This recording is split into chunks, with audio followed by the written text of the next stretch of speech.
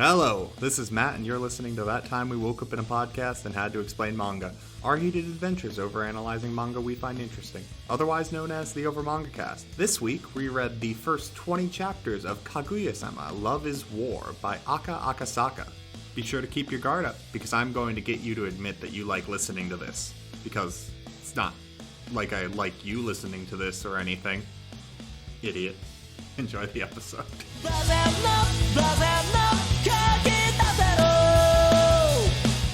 Hello everyone, my name is Sam and welcome back to the Over Manga Cast. As always, here at the top of the episode, we talk about our familiarity with the franchise that we read this week. For me, I knew that Kaguya-sama existed, but I hadn't had much experience with it until the anime got its dub, and then clip compilations of the Kaguya dub being unhinged got really popular on YouTube. So I have experienced perhaps the best dub since Ghost Stories, but that was all random clips out of context, so it was just funny memes. And that was about the extent of my understanding of it until now. Matt, how about you? So, Kaguya-sama, I've never read the manga for it before, but I have been watching the anime religiously. Seasons 1 and 2, love them, and then Season 3, at the time of recording this, is still coming out, and I'm really enjoying it. All right. Jay, how about you? So similarly, I was aware of Kaguya-sama, but I've never actually indulged in watching the anime. First time reading the manga. All right. And Jacob. Yeah, this is one of the rare cases where we all have at least some meaningful knowledge of the thing, because for me, Kaguya-sama's anime was coming out right when the YouTube channel's Mother's Basement was getting really big, and I was watching that consistently, and he had like 3 or 4 episodes in a row all about Kaguya-sama. Love Dramatica's dope. I knew the premise pretty well, and I was like aware of a lot of the characters' names. It's one of those things that I mean to get around to watching it, but I just never did. And finally, the podcast has forced me to read something that I've wanted to engage with. So, and frankly, you'd need to live under a rock to not have experienced at least one Chica meme. So, yeah. We open up our story with a philosophical position that love is not a beautiful mutual feeling that everyone seeks, for selfless reasons, but rather in every relationship there is an imbalance of power, the winner and the loser, the exploiter and the exploited, and to confess your feelings first makes you the loser. Calling that a philosophical position is one thing. I'd call that toxic. That's my way of putting it. Look at Jacob there, disagreeing with the famous philosopher, Pat Benatar. Love is a battlefield. That's actually the thing I kind of love about this, because this is actually a consistent through line. Like there's this element of love and like combat and conflict getting analogized with each other. It's almost always when 2 people have feelings for the same one other person, like the idea that it is between 2 people who alone have feelings for each other and that turning into combat. It's a non sequitur, but it's the exact kind of non sequitur that the characters of this story would actually do. It encapsulates the characters in a meaningful way, their flaws, and what makes them entertaining, in just that one idea that like there's this disconnect of, you hear love is war all the time. That's not what they're referring to, but they're going to take it a million miles off in that direction, and you're never going to pull them back. Jacob, are you saying that the main characters might be too stuck in their own heads and overthinking things? That's preposterous. Ridiculous, insane. Now let's meet our 2 of our primary characters, the members of the student council. Vice President Kaguya Shinomiya, the the daughter of the Shinomiya Group, a business conglomerate with assets of 200 trillion yen. $200 billion. Within the context of this manga, I believe it is implied they run the entirety of Japan. Yeah. Yes, obviously. They're a very powerful family. That's all I need to know. Yep.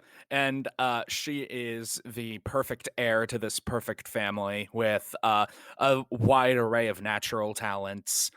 And then the president of the student council, Miyuki Shirogane. Underdog. He Yeah. is not as world renowned and is not as wealthy. Yeah, he comes Mhm. from a very run of the mill, not well to do family. It's also noted that he is not naturally gifted in a lot of things, but he has a work ethic unlike anybody else. And the Batman element of, you give him enough time to prepare and he can become genius level in anything set in front of him, or Yeah. so they say. It's what drew me to him immediately. I appreciate someone who is able to put the work in. Yes, and so of course the entire student body looks upon these two perfect people and say, well, obviously they're dating. Obviously, because they're always together, right? Yeah. They're Yeah. both so perfect. How could they not be constantly staring into each other's eyes? And it is quickly revealed that People are absolutely right. everyone is right. These two are just incredibly tsundere. Because what happened is they're both the top of a very prestigious school, so there's a level of like self-importance to both of them that to a degree is earned, to be fair, but like Yeah. their main thing is just like, well, if people are making rumors that we must be in a relationship together, I guess I wouldn't mind if she were to beg me to be my girlfriend. Meanwhile, she says the exact same thing about him. And then it says, this proceeded for 6 months. 6 months later, why has he not asked me out yet? Why hasn't she asked me out? What's going on? And like the way it's presented is that at first they had like legitimately at most a passing interest, but the thing is that because they like spend so much time paying attention to each other, they actually do earnestly fall for each other. And throughout this entire silent war, student council secretary Chika Fujiwara, best character, has has no idea what's going on. See, here's the thing about Chica, and there'll be some later points that I think are strong evidence in favor of this. I don't think Chica's as stupid as she pretends to be. She's definitely just as much of an airhead as she appears to be, but she has her moments where she will just absolutely Clown on someone yeah. out of nowhere. Yeah. Well, she kind of illuminates this in the later chapters, so I mean, yes, Yeah. definitely worth exploring. There's a bit at one point where Kaguya is, I'm not sure if she's imagining a conversation that didn't happen or if this is actually something Chika said. It's honestly a coin toss. In Kagura's mind, she sees Chika turning to her, what, my IQ? It's 3. We begin our first battle in this campaign with Chika having won a pair of movie tickets in a contest, but her strict family won't let her go to the movies. So she's like, well, I've got these 2 tickets to a romance movie. So, hey, do you guys want them? And super cheap Shirogane is like, free thing. Yes. I will accept this. And I believe it's around this early a point on where we find that, oh boy, these two, the lengths to which they will go, because it's revealed that Kagura had actually been the one to send Chika the tickets with the express purpose of knowing that she was busy that day. So that she would give the 2 tickets to the 2 of them as a clever ruse to get Shirogane to ask her to a romantic movie. More importantly than that, she picked a movie that was available when Shirogane did not have work. And also was taking advantage of she knew the fact he is very cheap and would never turn away free entertainment. Things. Yeah, I don't know if it's at this point. I know this happened at some point where Kaguya thinks to herself, it's not weird or stalkerish for me to know his schedule. I think it was at this point, but it might have been a little bit later. My favorite part is that Shirogane is just very casually inviting Kaguya like, hey, so I've got 2 tickets. You want to go with me? But he's halfway through that sentence when Chika says, I heard a rumor that if a boy and a girl see this movie together, they end up as a couple. Ooh, wouldn't that be convenient? Woohoo. And then we get into the standard loop of the series where these two geniuses will genius their way into making the dumbest decisions humanly possible as consistently as possible. It's beautiful. It's art. I love it. Oh, well, obviously, I would never believe in such a legend, but I mean, do you, Kaguya? Is that why you would agree to go to this with me? Kaguya enacts the secret technique passed through the Shinomiya clan for generations of false innocence, where you pretend to know and bring people into your inherent alluring, like, cuteness. And pretends, oh, well, I can't help but believe in such silly legends as that. And if I were to be invited to the movies, I wish it would mean something. And Shirogane is just like, no! A more romantic invitation, perhaps? And then it's like, checkmate is approaching, their minds race. And then Chika's like, but if you guys don't want to watch a romantic movie, I've got this comedy that you could go to instead. Yeah, it's like a two-sided. It's a two-sided voucher with the romantic movie on one side and a comedy on the other. And then they both have to process this information. Their brains overload. They go for a snack. Chika grabs it and walks away. Anyway, time for class. Chika is such an inherent force of chaos. I love her. Her entering the equation creates so many infinite possibilities. Both of their genius level intellects are incapable of calculating the unending odds of what will happen. Because and she is indeed labeled as the element of chaos at this point. Yes, she is also labeled as being uncouth and unrefined, and therefore I could never stoop to her level. How is she able to have such an air of carefreeness and just be able to, I don't know, manage healthily between both of them? Chika's great. She goes with the flow. But yes. This is our status quo going forward. Situation arises that... Yeah, it's a completely mundane and normal situation to which no one would care about. And then these two start planning these ridiculous plans that will inevitably be overthought and go wrong. And then Chika will do something that deflates all the tension. It's so good. I love it. We move right into they decide not to go together, but the only day we could possibly go happens to be the same day, so we're totally not going together. Well, they actually do a next chapter that seems to pretend like they didn't go at all until it's revealed that They did, and it was the most awkward and cringy thing ever. Kaguya is just like, hey, the two of us are alone together. We should play a card game. Aren't those for kids? No, we're going to play Old Maid. You mean a game that's just incredibly unfun to play with only 2 people? Yes, I'm in. So what's the catch? The catch is that the winner can order the loser to do anything. Anything, as his mind flashes with images of Kaguya in bikinis and maid outfits. Anything that's appropriate. Shirogane has an interesting through line in the series where he's like very calm and composed on the surface, but you constantly get the breakthrough of he is a 17-year-old boy. It's so good. I love it. He is very much accurately written for his age. Obviously, I would never ask for anything ungentlemanly. And so they're playing the game, and of course they're going full genius child on it. But it goes even further when it is revealed that Shinomiya appears to be intentionally losing, so that in the process she can knock over a stack of papers that she has slipped the ticket vouchers into in order to bring the ticket vouchers to Shirogane's mind so that he will think to make the thing he demands, them going to the movies together.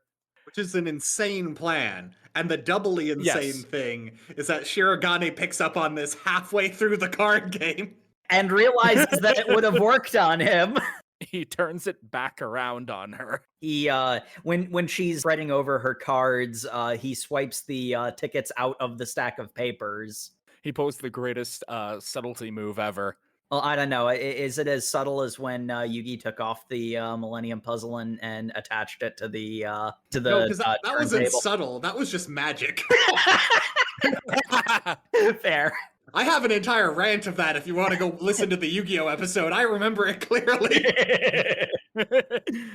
But then Shirogane's like, ha, I've won. Now I don't get to go to the movies with my crush. Ah, darn it. I can still play this off. My request is that you take one of these vouchers that I just happened to randomly find on the ground. Maybe we'll see each other there. That would be ridiculous, though. What a crazy coincidence. Cut to next chapter, Shirogane pedaling on his bike, and then a whole bunch of spies in suits. Subject has arrived at point B, moving on his way to point C. Estimated time of arrival at the theater, 5 minutes. Miss Kaguya, are you ready? There are so many cases where Kaguya will just like deploy a small army of agents. And it's like they're always labeled as like the family cook and stuff like that. These are not like people who should be doing this. Nope. She just tells all of her like servant staff to do insane things to avoid her confessing her feelings to a boy she likes. And they all go along with it. So I guess the Shinomiyas pay really well. I don't think they have much choice. Kaguya is not portrayed as a very nice person outside of Shirogane, in all fairness. I think the important thing with Kaguya, because this is something that I noticed about her over the course of the reading, she's like all of her worst behaviors, and like she has some really, really like, you know, terrible like things that she does, but all of her worst behaviors are pretty obviously learned behaviors, because when she's just in her own head and not really thinking about it, she tends to be incredibly, like, legitimately innocent and kind and reflexively nice. And that's sort of the interesting contrast between the two of them, because, like, you know, I mean, not to go too far ahead or anything, but like they really do make for a good couple for each other, because Shirogane is a little bit more on the side of his bad behaviors are a bit more internal, but he's also more like world weary. Like he's done more for himself than she has. There's a running joke where what Shirogane will imagine Shinomiya doing is like looking at him with this look of condescension. How cute. And the thing is, she probably would do that in a lot of the cases he's thinking. If they were to drop the whole love is war idea, you know, I feel like Shirogane could potentially actually slip back into that just like without even realizing it. But a Shinomiya who gets over that wouldn't put up with that and could get him back on track. And then when there's things that she is just not world-wise enough to be able to handle, you know, that's what he provides to the relationship. They actually have the potential to be a really balanced and healthy relationship. If only they would stop trying to dominate each other, it would be fine. That's not something I want to read. Don't dominate, you're being dominated. How do you not get this, Jacob? You either win or lose. There is no two people winning. It is a zero-sum game. They are here for my entertainment, Jacob.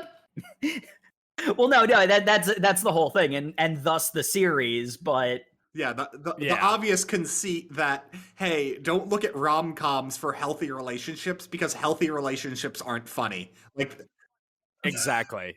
And that's kind of what I love about the series, because like it's one of those cases where like most of the comedy is derived from the idea that the solution is so blindingly obvious, and seeing how far they will go to not just do the obvious, simple, and healthy thing is... My favorite part is when the narrator gets a little sassy and has to immediately put a little narrator box of just like, obviously the correct thing was to not do this. Yeah.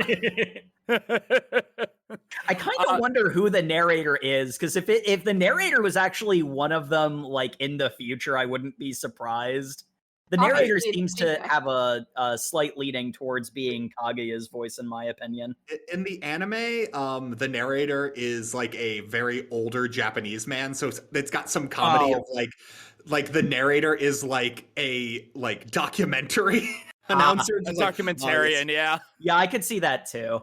My favorite part about the rest of the movie theater shenanigans is they do end up coincidentally meeting, and Kaguya is so sheltered.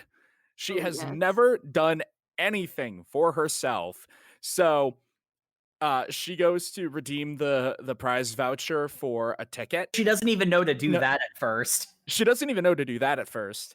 And then, because this is a fancy movie theater, she has to pick a seat to reserve. I don't know what's the good seat. What is this? It's great. And she went into a different line than Shirogane, so they can't accidentally coordinate to sit next to each other. Right. So I'm gonna just jump in here. This chapter didn't get into the anime, so this was a fresh read for me. And one of my favorite moments is Shirogane looking behind him, seeing Kaguya is not behind him, and he's just like, "Why would you go in a different line?" Because he seems like he's almost meta aware of the game they're playing. Because he's just like, we could have just lied and looked off each other's screen and it would have been real easy to sit next to each other. You have made this impossible now. What is going on here? Which, again, is part of Shirogane's whole thing is he constantly gets inklings that Kaguya likes him. That's why he's doing this of like trying to get her confessed. But he also gets inklings of she hates me and I have been misunderstanding the situation. So he flip-flops between like being meta aware of what's going on and being like, I really am just kind of up against a brick wall here. I don't know what to do. Yeah, a lot of the cases of him thinking she hates him, and I mean, like, they both do this, but they'll like contort their face to not like smile at each other and stuff, and it creates these like horrifying visages that it's like the disdain. Yeah, and he tries to subtly leave a hint of what seat he actually chose by referencing a mascot for a cartoon that's nearby. The most popular cartoon in Japan that no ordinary citizen would ever not know about. Meanwhile, Kaguya is just like, I have no idea what that is. Oh, wait, chemistry? Oh my god, yes. It was so painful. It's just like so close. Just turn the brain off for like 2 seconds. But then we wouldn't have a manga. So she does end up in the seat next to him and one row behind. Oh god. And he like awkwardly reaches back. You want some popcorn? You want some popcorn? Yeah, thank you. And the thing that drives me mad is like, I know having been in movie theaters in Japan, you do the same thing where you just move the next seat. That's the thing. Those seats ended up being empty for the show. Look at the ones next to each other. Yeah, they could have just moved seats. No one would care. The only time someone cares if you're sitting in a seat that has been sold to someone else. Well, that would be succumbing to their pride and saying that, I failed. Okay, you're reading the wrong manga here then if you want that. Yep, we're just going to awkwardly pass popcorn. Yep. We then have a chapter of unhinged brain teasers from Fujiwara. I hate these brain teasers so much. Me too. Well, I love how the manga itself says these brain teasers are awful. They're not well made. So they're fun nonetheless. I think the mangaka even as much as says is I worked backwards from the answer to make them as dumb as possible. And Kaguya is ripping through them despite the fact that Shirogane is sitting there like, what? How did she get that? What does that mean? There are like 4 or 5 other legitimate answers to that. Times 8 equals 4. 8 times 8 equals 32. 9 times 9 equals 40. 19 by 19 equals what? 2 panels of thinking. 0. Correct. What do you mean correct? Because the numbers correspond to the grids of various board games and the number of pieces placed at the start. Go is the only game with a 19 by 19 board that has no pieces on it. There could be other games like that. It's always a good puzzle when you have to use like 90% outside information to even stand a chance of solving it. That's well designed. Exactly. The ending gag being that Shirogane went and studied all of the garbage brain teasers that exist in the universe. He memorized as many answers as he could. and then use that to solve the stupid other ones. Meanwhile, taking a week break from the 10 hours of studying this man does a day. Mm-hmm. He spent every possible moment immersed in an enormous volume of brain teasers. Because his like entire like mental breakdown is Kaguya is thinking through these like their logic puzzles, even though the logic makes no bloody sense. If it was an actual logical puzzle, he could probably do it, but he thinks that he's only good at rote memorization, and so that's what he does. And I was prepared for the twist in this to be that Kaguya had bought the book ahead of time and had memorized it as a way to play off. But no, the twist was just Kaguya's real smart, and I'm like, okay. That's less devious than I normally expect from her, but okay. Yeah.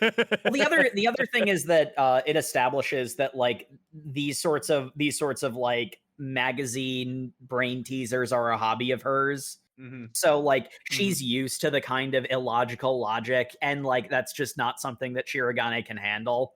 Mm-hmm. Kind of mentioned it in passing, but to be a bit clearer about it, like one of Shirogane's main gimmicks is that he always has the like bags under his eyes, like, you know, 1,000-yard stare. And like when he comes back from his brain teaser training, he swings the door open and he's like hanging off of the doorknob to give the answer. He looks like he's dying. I mean, he's skeletal. My man has bags under his eyes because he studies for 10 hours a day and has an after-school job and is in the council for this school that apparently does a million things on top of school. More things than a normal student council should be doing anyway. Yes, these are the improbably powerful student council that appear in other manga. Indeed. But our next exploit is lunch, where Kaguya is incredibly disgusted by such a horrible and vulgar moment as a couple sharing their lunch. It's disgusting.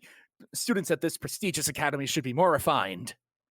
I think the chapter title for this one is called Kaguya Wants It. Yeah. Yes, it is. The chapter titles in this manga are amazing because They really are. They're all sexual innuendos.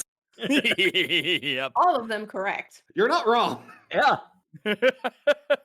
But Shirogane is like, yeah, well, whatever, they can do what they want. Anyway, it's lunchtime. I'm hungry. I made my own lunch. I'm actually a pretty good cook. It does look like a very delicious bento box. Veggies, omelets, hamburger steak, sausage. The narrator is trying to throw shade on it, going like, it looks like a very teenager lunchbox. He just threw all his favorite foods into a box. And I'm like, buddy, exactly. That's how food works. That's how food works. It's not refined. It doesn't have your proper food groups. It's just everything that you happen to like. Okay, it's not always great. I know you're talking up your great fancy lunches you have all the time, but do you have any octopus wieners? Checkmate. Checkmate. Octopus wieners are delicious. Oh my god, I've made them. I want to taste his lunch, especially that sausage. Of course you do. Yes, she wants his sausage. Yeah. What's so wrong with that, Sam? Don't you also want this sausage? This is a perfectly ordinary thing. It looks so cute. Yeah. But she's like, no, I was just ranting about that sort of thing. I have to consider my pride. I can't ask to have a bite of his lunch. Chika comes in. Hello, everyone. Oh, hey, Shirogane, you made lunch. It looks tasty. Can I have a bite? Sure, here you go. What? She said it seems so easy. Yeah, because it really is. And like this is basically the entire bit for this section is Chika asks for more and more things without going through a million like hoops Kaguya thinks you have to do through for it. And Shirogane, being a nice guy, is just like, yeah, sure, have a bite. I worked real hard on this. I'm excited that I'm excited to share it with people. And Kaguya is just slowly sinking deeper and deeper and like, I hate you so much, Chika. I thought we were friends. If you were dying tomorrow, I would do nothing to help you. I love that panel with the look on Kaguya's face like she's about to facilitate it. But so Shirogane sees her with that disgusted expression, thinks it's being directed towards him and his peasant lunch. So he's like, I'll show you how good of a cook I am, and starts showing off his increasingly elaborate cooking, which Chika continues to enjoy. Making Kaguya madder. So she gets madder and madder, and Shirogane's just like, oh no, she's getting more and more mad at my peasant lunch. And I just love it. I just love it so much because it shows the friendship between Chika and Kaguya is so fickle. She will abandon it on a whim. Yep. It's just like it's like, don't you dare touch my man. Even if I can't ask him to give me some of his food, surely when he gazes upon the 5-star gourmet lunch that I have. Or she could do a much easier take and use her friendship with Chika to get some of his food. No. No. Like she could, like, I don't know, share with her or something. That's not devious enough. I don't think you understand. Kaguya's really bought into toxic femininity at the moment. It's all things you need to work on individually, but like she's choosing violence today. Yeah, she's chosen violence. Oh man, Shinomiya, that does look really tasty.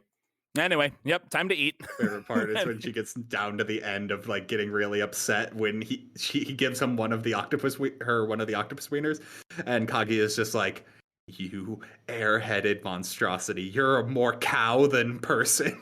Oh my god, yeah. All of those calories aren't going to your brain, they're going to your chest. And I'm like, what? Jeez, you. Yeah, they bring back the high school trope of like, you know, early and late bloomers and all that stuff. Yeah. It's just like all of her brains to go to her boobs, and I'm a late bloomer. So that's why everyone paid attention to her, and she's able to get all the guys and blah blah blah blah blah blah blah. And then of course it ends with Chika herself being like, "Oh no, we're leaving out Kaguya. Kaguya, come over here. I was wrong about you all along, tears in her eyes. You actually are a person. What did you think I was before?" Yeah, because she says that out loud. So, Shirogane, don't you want to trade some lunch for my delicious gourmet lunch? I could never give you my peasant food. Yeah, sure. Shirogane is completely unaware this episode happens, basically. Yeah. This is not a match to him. Kaguya is, of course, furious. So he eats his lunch at incredible speed and runs. Yeah. So that he won't have to endure her glare. She is left forlorn, except for Chika, who again has no idea what's going on and shares her lunch. But anyway, that sets up the next chapter, actually, because Shirogane thinks Kaguya hates him because of, like, their last interaction was her looking down on him for being a peasant constantly from his point of view. So he's hanging out in the club room when, he's student council president. People come and seek him for advice all the time. So one guy comes in asking for advice and go like, "Hey, president, you're pretty popular with the ladies. You want to give me girlfriend advice?" And Shirogane's just like, "I can't let anyone know I'm a virgin because I'm a high schooler and that's something I'm very concerned about." Has literally never been in a relationship, knows nothing about it, but he's like, "Yes, of course, I know everything about love. I'd be happy to help." And Kaguya, hiding outside, peeking in through the door, is like, "Ooh, he knows everything about love. Now I can get his perspective. Maybe that will help me defeat him." Total normal non-stalker behavior, Kaguya. Good job. Yeah, she's really living up to that assertion that she made, that she's not a stalker at all. My boy is asking for romance advice because he does not know what's going on. There is a girl he likes. He doesn't think she likes her back, and Shirogane's just like, "Okay, cool. We're just gonna crack out some things. Has she shown any interest in you?" He's like, "I don't know." "Well, what'd she give you for Valentine's Day?" 3 pieces of choco balls, and he's just like, and Kaguya's just in the background like, that's not a good sign. That's an obligation, Prenison. That's the essential, like, someone gave you 3 M&Ms. Like, Yeah. She's like, "Oh yeah, no, that girl doesn't care a whit about him. She did that out of obligation." Shirogane, that means she's absolutely into you. What? You don't understand, my good man. Women always do the opposite of what they think they're doing because Shirogane does not know how women work and is very misogynistic when he's speaking off the cuff. Yeah, he is. And he goes to demonstrate his surefire technique for getting a girlfriend. What you do is you walk up to them and then you slam your hand onto the wall next to their head to hold them there and say, "You will be my girlfriend." Meanwhile, Kaguya's on the other side of the door he did that too, and you see her almost melt when he whispers to the door, "I want you to be my girlfriend." Yeah, because that's the thing. That's the thing. This is not to defend Shirogane. He's very wrong.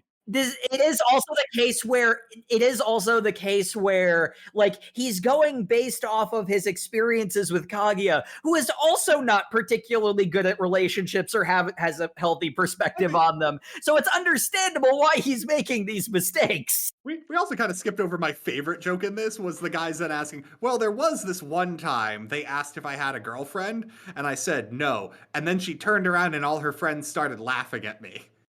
And Kaguya's just like, oh no, they were mocking you. They are not interested at all. And Shirogane is just like, they are all desperately in love with you. And even the guy asking for advice is like, that doesn't seem right. Sense. How can I pick just one? and then he shows off his patented move, otherwise known as the stereotypical move you see in manga all the time. Slam! I invented it. And then the manga points out that no, he did not. It has existed for a long time. And the guy takes his advice, and I'm like, this is to defend Shirogane. It worked on Kaguya. And also, it worked for the guy. Yeah.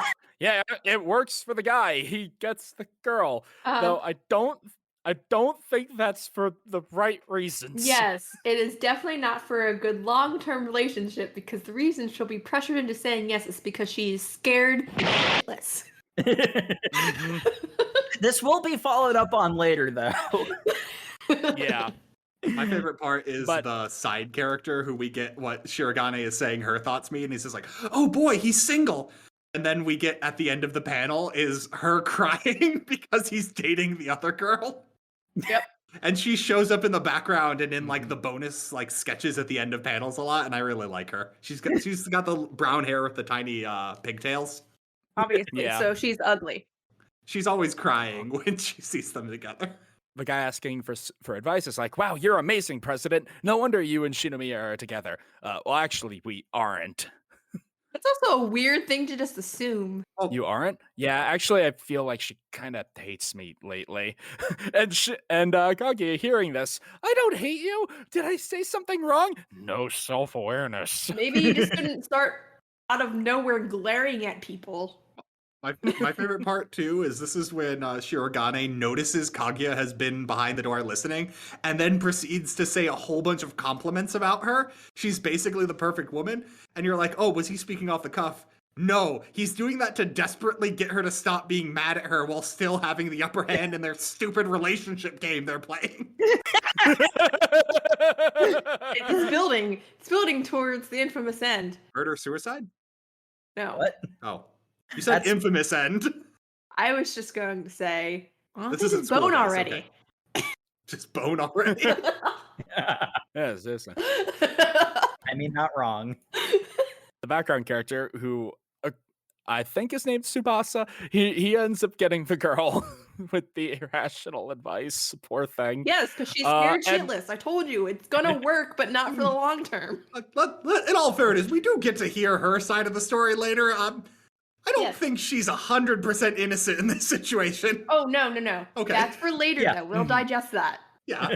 Yeah, and Kaguya is over the moon for all these compliments. Shirogane still ends up taking the L because he was part of the reason why she was in a bad mood anyway. So again, why is she mad at me? I don't know. Maybe you shouldn't, Well, whatever. she's mad at him for her own fault. She's the one who made the mistake. Because again, Shirogane didn't even know that was an episode.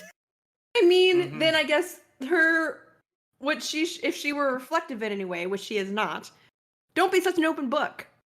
I guess. I think that would be the opposite of her problems. I think she should be a more open book That would No, solve a lot because- of things. That would Or wear her that would emotions on her sleeve because she was pissed off. But he didn't know why she was pissed off. But the reason he feels that she is pissed at him is because she was wearing her pissed offness on her sleeve. Well, she could have also just, used her words and said what she was feeling, and all of these problems would go away. Jacob, that's insane. That is insanity. That's impossible. People don't do that. No. Meanwhile, Chica just casually existing. Speaking Well, of Chica, Chica's also the one who's getting all the food and getting all the praise and compliments. So who's winning here? Chica. speaking of Chica winning, we got vacation planning for what the student council wants to do over summer break. Because she wants to go on a fun trip, and we're just sitting around not doing anything. We'll graduate without having lived our lives. 80 damage points to their hearts. So they try to pick a location to go to. And Shirogane is like, obviously we should go to the mountains. It's a romantic, isolated place. We can rent a cabin and barbecue, and then I can take Kaguya out under the stars at night, and the magic of the heavens will loosen her heart, and she will confess her undying love to me. I'm a genius. You know what I immediately thought of this? Was the fact that's where people get murdered. Well, we'll get to that. Meanwhile, Kaguya is just like, I want to go to the beach because then I can wear my swimsuit. Yeah. Case dismissed. I'll be able to wear my swimsuit, and he will be entranced by the magic of the ocean and my swimsuit and immediately profess his love. Meanwhile, Shirogane, oh, fuck, I can't swim. Good thing you don't have to swim to go to the beach. You can literally chill out in the sand. Look, I'm just saying, I'm with Kaguya here. I have fought and lost this battle many times. The beach is infinitely better than the mountains as a vacation destination. False. Nope, I'm gonna die on this hill alone, I know. This is the group of people I've lost this argument with. I'm not trying to fight anything. Well- I'm just letting people know. Well, I like both, but I prefer the beach. Only by a narrow margin, though. The beach is nicer. Good. I'll remember this next time, Jacob, that you're in my corner. Yes. We're in total agreement here. Good. I think the mountain is also very nice. It's a close race, but Good. Next no read November beach vacation. Yes, I'm on board. There we go. Problem Okay. solved. This has been recorded for prosperity. Posterity, yep. No, it's been recorded for prosperity. That too. He has another one of his mental visions of the perceived bad end. It's like, I'll need to wear a floaty ring if I go to the beach, and she'll call me cute, and I can't have that. How cute, So- she says with the same condescending look on her face. And again, in all honesty, not in every case where Shirogane thinks that, but in a lot of cases, Shinomiya would absolutely do that to him. Well, Yeah. we get an in-canon thing where she does do that to him in this reading. I'm just Yep. saying, if he were to just make a few changes, he could turn that into quite a turn on. Oh my god, stop. What? There might be. Ooh, she thinks it's cute. All right. Well, nope, I don't like that phrasing. Anyway, I have to argue her out of this. The beach is going to be crowded. We'll never get any alone time. We'll use my family's private beach. We'll get sweaty. We'll get all sweaty and sunburned then. We'll have showers and sunscreen. There might be sharks. I'll hire a first-rate fisher from Florida. We'll enjoy shark steak for dinner. Don't do that. Sharks are nice. Damn spoiled rich girl. Literally has thought of everything. Not everything is the problem.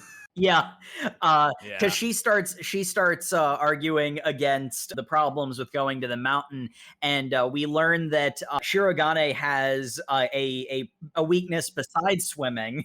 A crippling phobia of insects. And because she brings up the idea of bugs, and he immediately deters away from the mountains as a destination.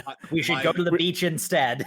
His internal monologue is literally, I can learn to swim by summer. I can't learn to be afraid of bugs. And so Kaguya is like, yes, excellent, I win. The beach it is. Chica, yeah, I'm gonna have to go buy a new swimsuit though.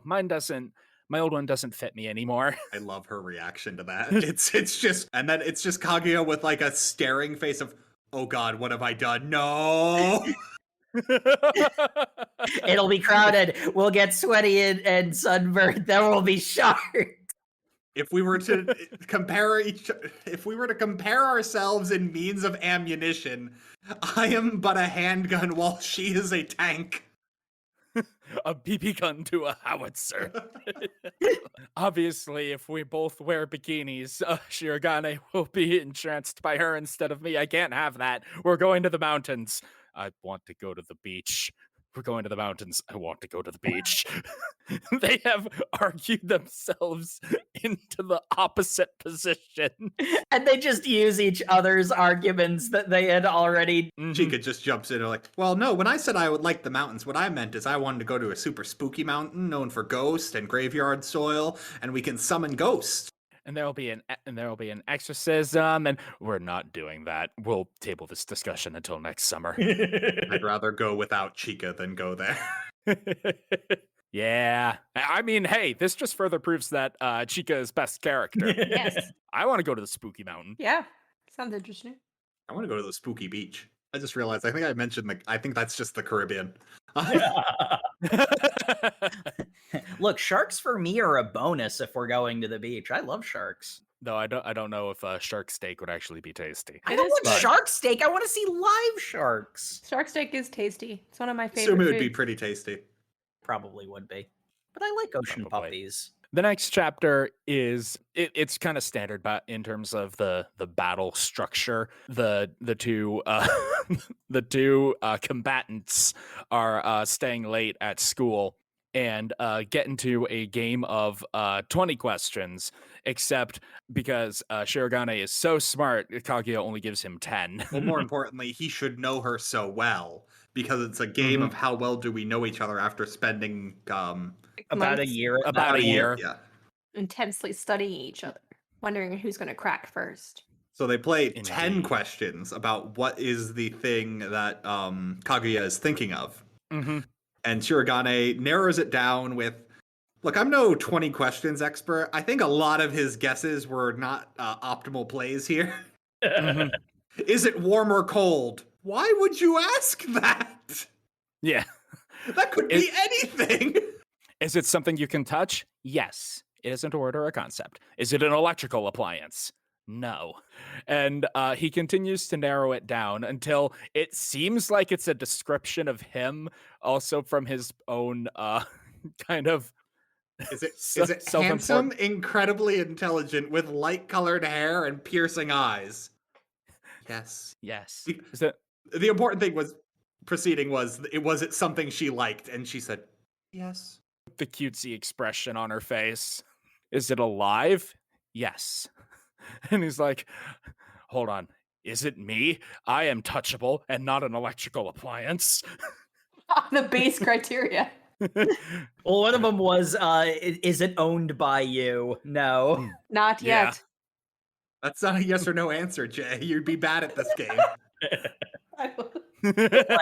But the punchline is Shirogane does actually know Shinomiya well enough to win the game because he realizes what the trick is just in time. Yeah, he's about to answer himself, and then he thinks on it, remembers the various glaring panels, goes, wait a second. The guest is a dog, specifically Fujiwara's dog.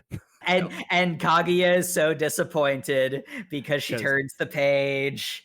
That was what it was. And I love this. I love this section because this is Shirogane does know her very well. He knew this was a trick. Yep. Oh, also the fact that she would never write his name down because that would be admitting defeat. He knows her too well. Yep. But almost knows her too well to the point that it feels like you could just call her out on it. Like, hey, you know how we've been playing these games for 4 months? I think that's a sign of attraction more so than... No, that would be a weakness. He loses. It's almost a stronger sign of attraction than saying Just you saying like it. someone. Like, Yep. My favorite part is the end, the bonus panel at the end is Chica hanging out with her dog, Pesu. And she's like, he kind of reminds me of someone I know, but I can't put my finger on it. As he's good pupper. Is good pupper. And then we have more of Kaguya being incredibly sheltered, Yeah. where it In this particular instance, it is that she has never once walked to school. She has literally always been chauffeured. And it took a cat climbing into the engine and being a cat for her to finally have an excuse to walk to school. And everyone freaks out because they're just like, no, the mistress can't walk. What? I'll get another car. Just give me 5 minutes. Hayasaka, the primary servant girl, which will be revealed later on in the reading, you can at least accompany her, right? Oh, yeah, I can do that. Kaguya winks at her twice. You know what? No, it'll be fine. It'll take me a while to change into street clothes, and Kaguya won't be able to make it to school on time. So she can just go by herself. And before the chauffeur can even process that, Kaguya has already made a break for the gate. I love the chauffeur processing that, as we find out later, must have literally been, but you also have to already be in street. You have to go to the same place she's going in street clothes. You go to the same school. There's no way you couldn't be there at the same time. Objectively, you've got to get there before her. But no, that's not what the plot of this is. So also, that's the point, is Kaguya takes advantage of a momentary hiccup to nope, I get to do what I want, and runs away. And then we basically get a microcosm of the inevitable conclusion of this series, because Kaguya runs across someone. She's just starting middle school for her first day of middle school, because she's out of... Yeah, they don't do their little, all the elementary schoolers line up to walk to school together. So she's having to walk there on her own for the first time. And then Kaguya's just like, you can still just choose to walk with your friends. It's just not being officially ordained by the school. And she's like, what? Oh, I hadn't thought of that. Are you a genius? Yes. I could literally just use my words to ask for something that I want. Oh, Kaguya spends no time in her head calling this child stupid, and I love it. She's like, my mental facilities are much greater than this middle schooler. And I'm like, okay, Kaguya, 2 steps down. You're walking to school for the first time on your own, maybe. Maybe you shouldn't be throwing stones in this glass house, ma'am.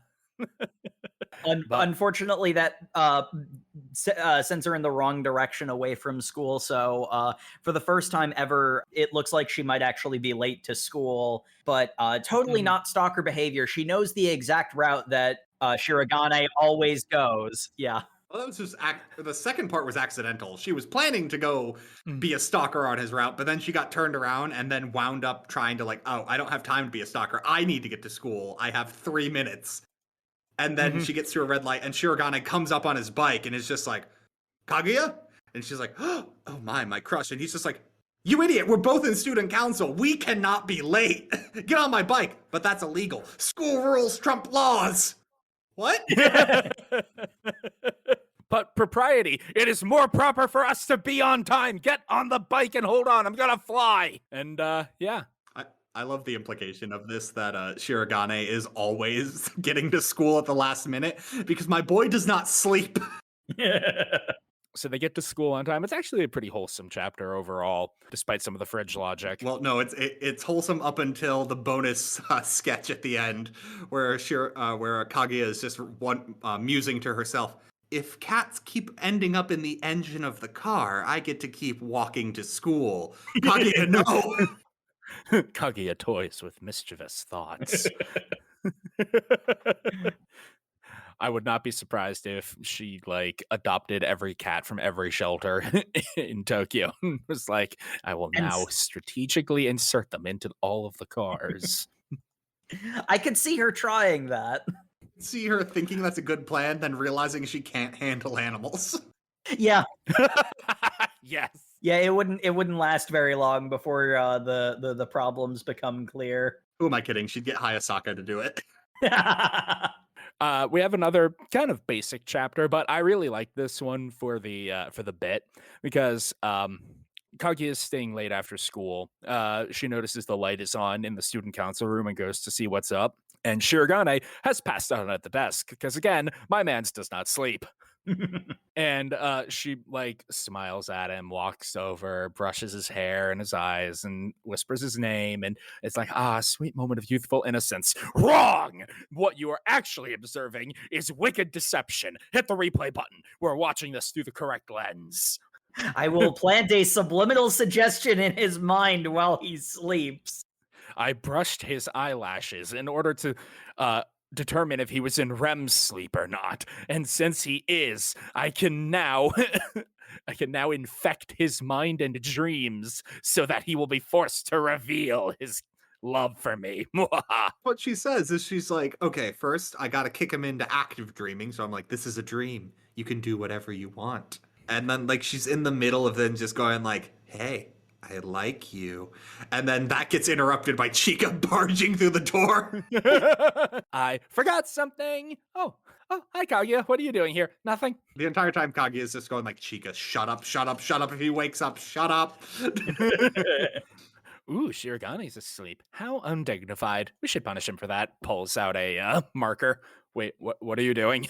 And she writes meathead on his forehead, which has Kaguya freaking out entirely. She is wholly lost her nerve because this sort of pranking is extremely unheard of in the Shinomiya family.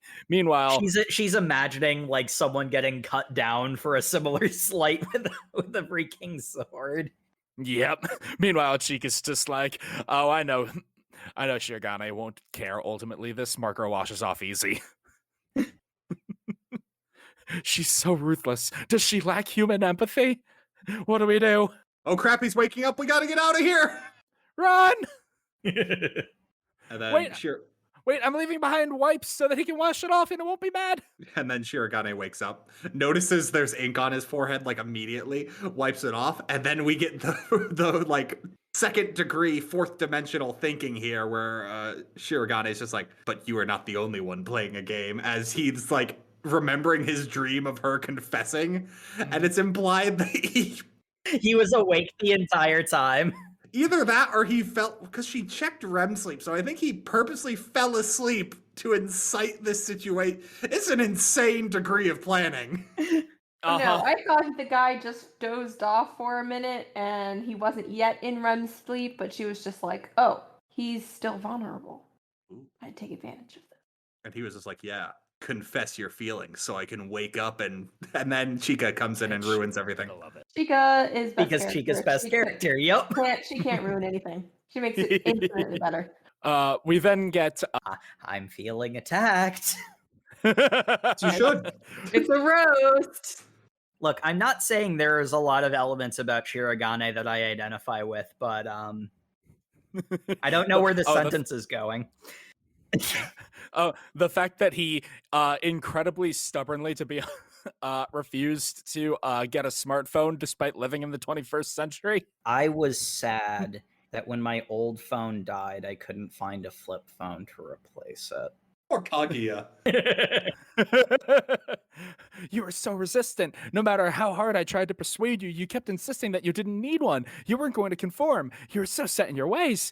Welcome to modern civilization. Thank you, Chika. You can stop making fun of me now.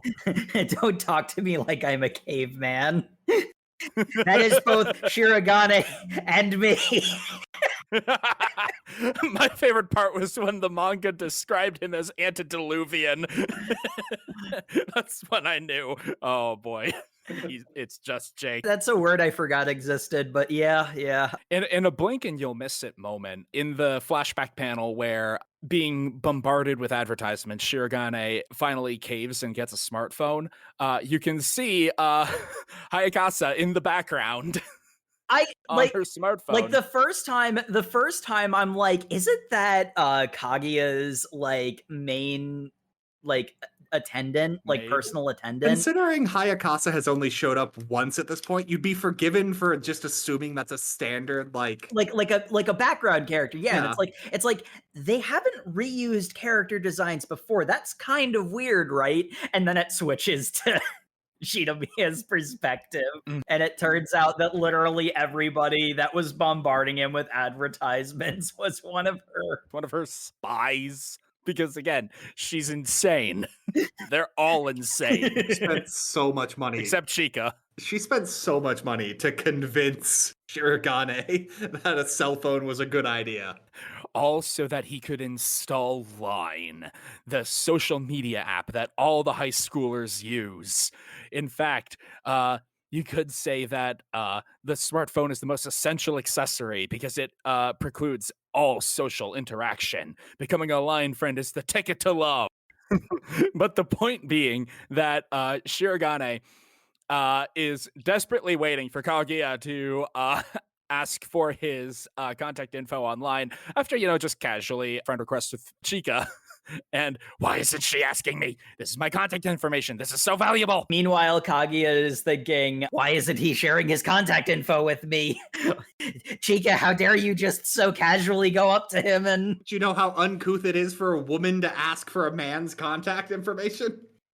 Listen, Kaguya, you've got some ideas in your head that are not that fantastic. You need some self-reflection, friend. No. Yep. No. She has none of that. But thankfully, Shirogane has a plan B. He made his profile picture very exclusive. It is a picture of him as a child, and according to Chica, it is very cute. But, it's such an old picture. It's not very representative. I'll just have to replace it in the next, say, 3 minutes. He's put a timer on it? That bastard. That's so cruel.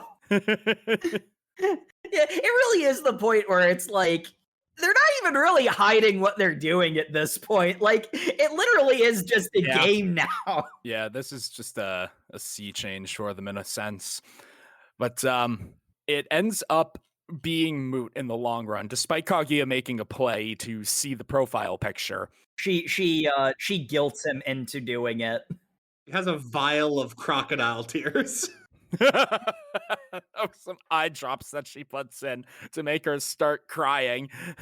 How could you do such a thing? I'm sorry. Here, you can see the picture. Oh no, she tricked me. As Sam alluded to, Chica points out, wait a minute, Kaguya, you have a flip phone. It can't actually install Line. I'm sorry, what? You have a flip phone? Aren't you rich? I've had it since elementary school. It has sentimental value. And today's result, both lose. That's usually how it goes. One or both of them almost always lose. I just love how Chica grew increasingly flustered as she's like, all this talk about Line and we're leaving Kaguya out. I feel so bad. Because Chica is an absolute sweetheart. I love the panel of them both just staring at each other because neither of them realized the other couldn't use Line because they're both equally antiquated in the terms of smartphones. Yeah. That very important detail is revealed to the shock of everybody.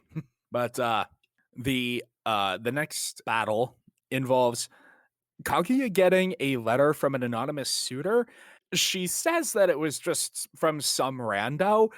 I'm not entirely convinced that she didn't have this get typed up or type it herself. That was my immediate thought, that the entire love letter thing was something of her own creation.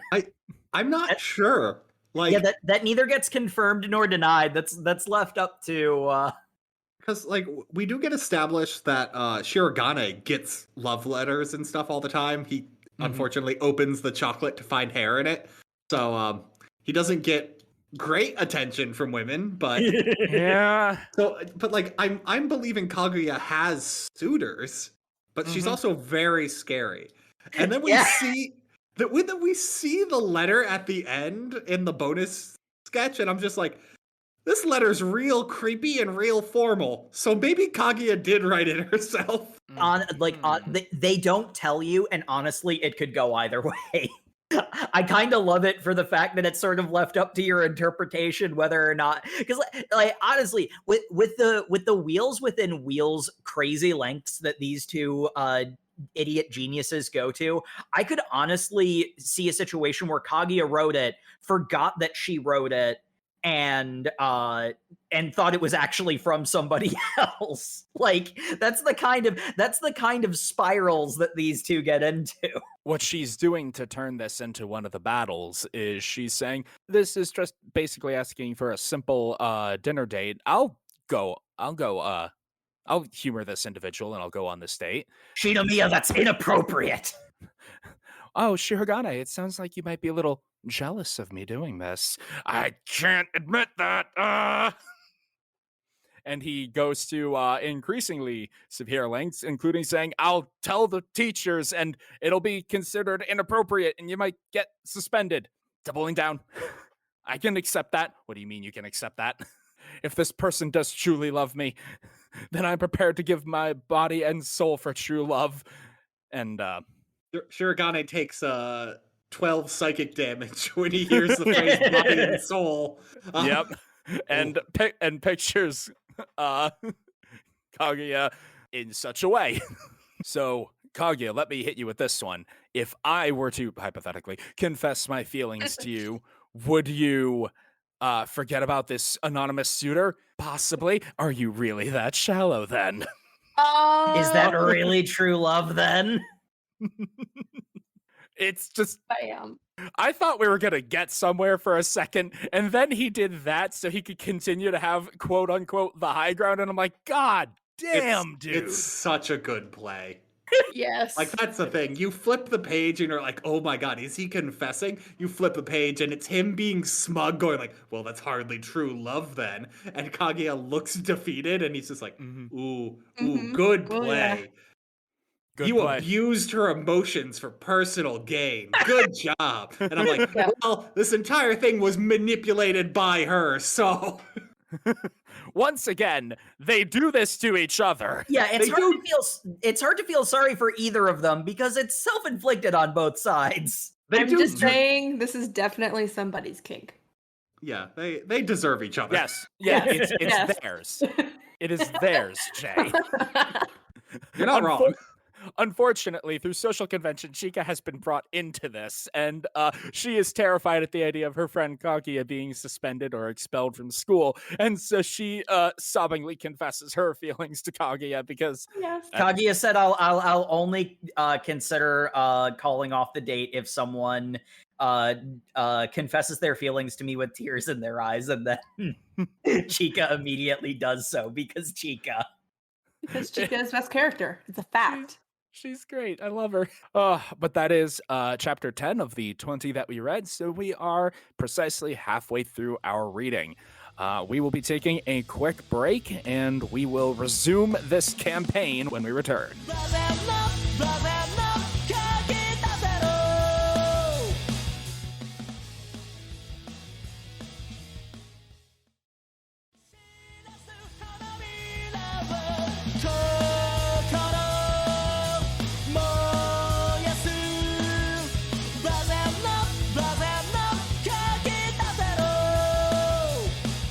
And welcome back to the show, folks, where last we left our belligerents, we'll say. That's a good word for it, honestly. There had been another in the long series of conflicts where Shinomiya pretended that she was going to go on a date with some rando in order to get under Shirogane's skin and blah, blah, blah, yada, yada, yada. Love is war. And now we join our cast of characters in the student council room on an average afternoon where they're having some coffee to get some energy back as they're partway through the day. We get an explanation that Shirogane is like his blood is like 40% caffeine by volume. Well, yeah, he doesn't sleep. We know this. Which again is not. I'm not saying I identify with this character in any way, but you know, it really does be that way. And also, the coffee that they are drinking today is a special, exotic, and very expensive gourmet Chika's father had gotten. She can't remember what it's called, though. My girl Chika spends the entire remainder of this chapter with her thinking face on. Dude, I've been there, though. Like, it's on the tip of your tongue, but you just can't remember what it is. She's poking her temples like, I gotta remember, I know it. And meanwhile... The war breaks out. Kaguya goes to give Shirogane a refill, and surreptitiously, we find out later, swaps the cups around. The only reason that Shirogane notices anything is wrong is because he takes a look at the rim of the cup and notices a smudge on it, and he's like, a smudge? What could this be? Maybe it's just a bit of like soap that didn't wash off properly or something. Oh, Wait. no. That Oh, is not he- my boy's logic train. It is way wackier that's- than that. He instantly identifies that it was Shinomiya's lip gloss because Shinomiya Yes. knows what she's doing and very visibly left lip gloss on the side and is also applying more lip gloss while he is thinking this. Right. I had forgotten the order of operations slightly. Yeah, because he gets the correct answer first, but his next logical explanation for what it must be on the cup isn't that it might be the lip gloss. It must be glue from the glue stick on the table. Yeah, Kaguya goes to open it. Yes. and she can't because it's been the glue is solidified from it being in disuse for so long because somehow she predicted the completely insane logical leap that's what she is Shirogane was thinking. Confirming his thoughts, like, yes, you know it's my lip gloss. Admit it to yourself. Just date. Go ahead, drink it. Do the indirect kiss. Kaguya knows him so well. She knows he's having this like purposefully self-deluding thoughts. So she has to verbally go, man, this glue stick sure is taut. It couldn't possibly be open. I'm like, why? What? Just kiss already.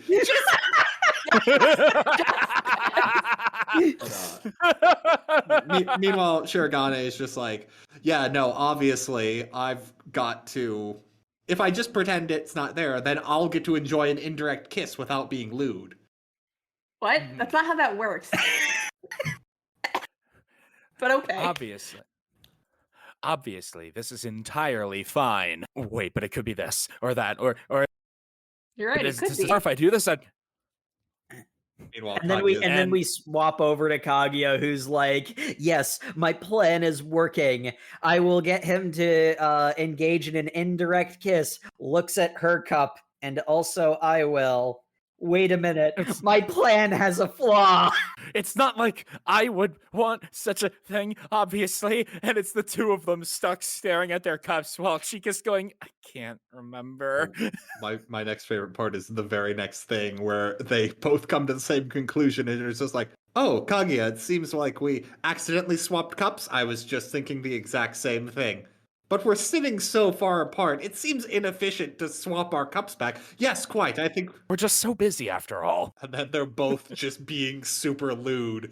It wasn't lewd until they did that. Made it lewd. I guess we're both just gonna have to touch our lips to the things the other touched their lips to. Or, get this. You can turn the cup around. I was gonna say that! You can just turn the cup around! Guys, they don't want to do that. They want the indirect kiss. That's I the know. joke. I know. I know. It makes it even funnier. And just as they're like, all right, just this once, I guess we'll both lose or both win. I'm not sure. And they go and they're about to take the sip. Oh, I remember what it's called. It's Kopi Luwak. Yes. And the narrator box helpfully informs that is the coffee that is derived from the undigested droppings of civet cats. Who are adorable, by the way, and they do wash it. I checked. Sure they do. They do wash it. But these two immediately freak out at the concept and refuse to drink. Meanwhile, Chica's like, I don't know what you're on about because she has no idea what it actually is. I try it. That's all I'm saying. Mm-hmm. Today's result, both lose. At times, knowledge can chase away happiness. And then the next chapter happens. Yeah, the next chapter sure does. So what it starts off, I love it, with a teen gossip magazine, but like a more sultry teen gossip magazine gets confiscated from some girls on a bench by the headmaster. The Teen Love Bible special with him. Yep. Hard. And my favorite panel is the headmaster going like, yes, this is such a lewd teens, school children of Shinomiya Academy. Shujin Academy. Yeah, Shinomiya doesn't own the academy. Not yet, anyway. Shujin Academy shouldn't even want to desire such illicit activities. And then we get Kaguya and Shirogane both simultaneously thinking, man, when I get them to date me, I'm gonna do this, that, and the other thing. We're gonna do yeah. such really hot things together. Oh yeah. Those two are the proper image of a Shuchen student. Mhm. But because the magazine has been confiscated, it is given to the student council to dispose of. Oh And then yes. Chika gets to start reading. Uh-huh. Yes. For evidence purposes. Yes. Fascinating. She's like, it's inappropriate. It's obscene. This country is deprived. Why? What did it say? It said that. Oh, and my favorite part is Shirogane's like, oh, do they have nude pictures in that? Full I'm frontal suddenly nudity? very interested. Ooh, yes. Oh, come on, Chika. It can't be that bad. As Kaguya goes to read it, it says a survey says that 34% that report that high school was their first time. And she just reads this super casually. Chika is freaking out at this. And Shirogane both just go like, what an insanely high percentage. I've never even been in a relationship. Yep. They're both defending themselves to the other two. Like, yeah, and like they're you know, it's like there is the element of like Shirogane does actually point out that this is true. There's probably some selection bias in that statistic. Also, guys, I don't need to, you know this. High schoolers will just lie about that. Yeah, that's true too. To both the positive and the negative. It's a rag. Like that's, you know, that's the whole point of this. Meanwhile, Shinomiya feels like that's actually a low estimation. My girl Kaguya is just like, what? So you're saying out of 3 people, one of them has done it? That sounds about right. In fact, that seems a little low. And then Chika and Shirogane look at her as if they're facing the fear of God. Of like, what? Wait, What? wait, Kaguya, have you done it? Yeah, quite a while ago. What? I love this because it sets up at first like Kaguya is just lying through her teeth to try to like impress Shirogane. And then he catches on to it. And he's like, well, it takes a while for him to realize what's really going on because there's more to it than any of them realize at first. They drive this joke into the ground, and I love it. Yeah. It's so awkward. It's like Kaguya is like, you're so popular with the girls, Shirogane. Surely you must have done it by now. I mean, I could, but I'm not like right now or anything, obviously. I don't have a girlfriend at the moment. A lie used by men through generations. Well, I mean, you do have a little sister, so I'm sure you do it with her all the time. What? Are you high? I mean, your family. Surely that's normal. After all, I had a nephew who was just born. We shot a video and everything. Yeah, I knew that the Shinomiya family had strange traditions, but what on earth is? Wait a minute, this does not make any sense. And then my favorite bit, as Shirogane is like currently processing, she goes up to Chika. I don't understand why you're so uncertain. You surely do it with Pesu all the time. And Chika immediately turns to Shirogane. No, I haven't. No, I haven't. I don't know what she's talking about. God, this is beyond just the normal living in a bubble. Living in a bubble. Wait a minute. Shinomiya, what do you think your first time means? We're talking about kissing, right? and then she like takes it on herself. She's like, I got this. It is 3 panels of Shirogane and Chika both wondering how to deal with this situation. A panel of silence and a panel of Chika just going to Shirogane. I think I'll handle this. So, Kaguya, in this case, first time means blah blah blah, pss, pss, pss, and then put it in Animals in the Wild. It's like the size of 60 minutes later, Kaguya is in tears. Crying. That's illegal to do before marriage. Oh my god, I wish they'd recorded this moment because they could blackmail her so bad. Neither of them want to blackmail. That's how embarrassed they are. Yeah. Yeah. Everyone is completely mortified, including the audience. Just as the manga intended. It's great. Look, all I'm saying is Kaguya has clearly never heard the Bloodhound Gang. I'm just gonna say, guys, I'll send you the link to this episode on Funimation. because watching this in, like, the pacing in the anime is amazing. Oh my god. Oh no, I gotta watch that now. Yeah, ditto. Doing that after the after we're done recording. You're going to do it after the episode? Yes. I mean, doesn't everybody? Yeah, after every episode. You officially have the title of DGen this episode. Congratulations, Matt. Wow, man, I broke up Sam's, like, 52 episode streak. Hey!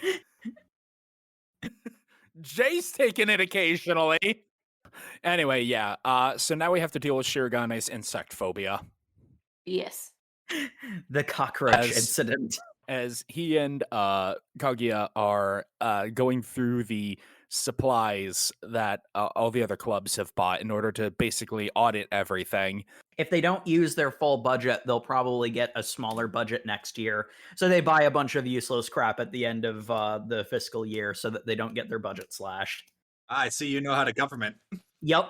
I mean, that's what that school is for. As they're going through all the various purchased supplies, a cockroach happens to wander into the room out of one of the boxes, and Shirogane immediately freaks out because he doesn't pass out because he has a special technique of biting his tongue to the point where he is bleeding out of his mouth so that he doesn't pass out. As it turns out, the reason for this trauma is the formative experiences.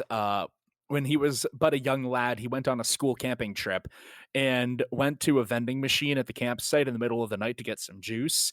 And unfortunately, he didn't realize what walking up to a big glowing light in the middle of the woods at night does. Yeah, unfortunate, but traumatic.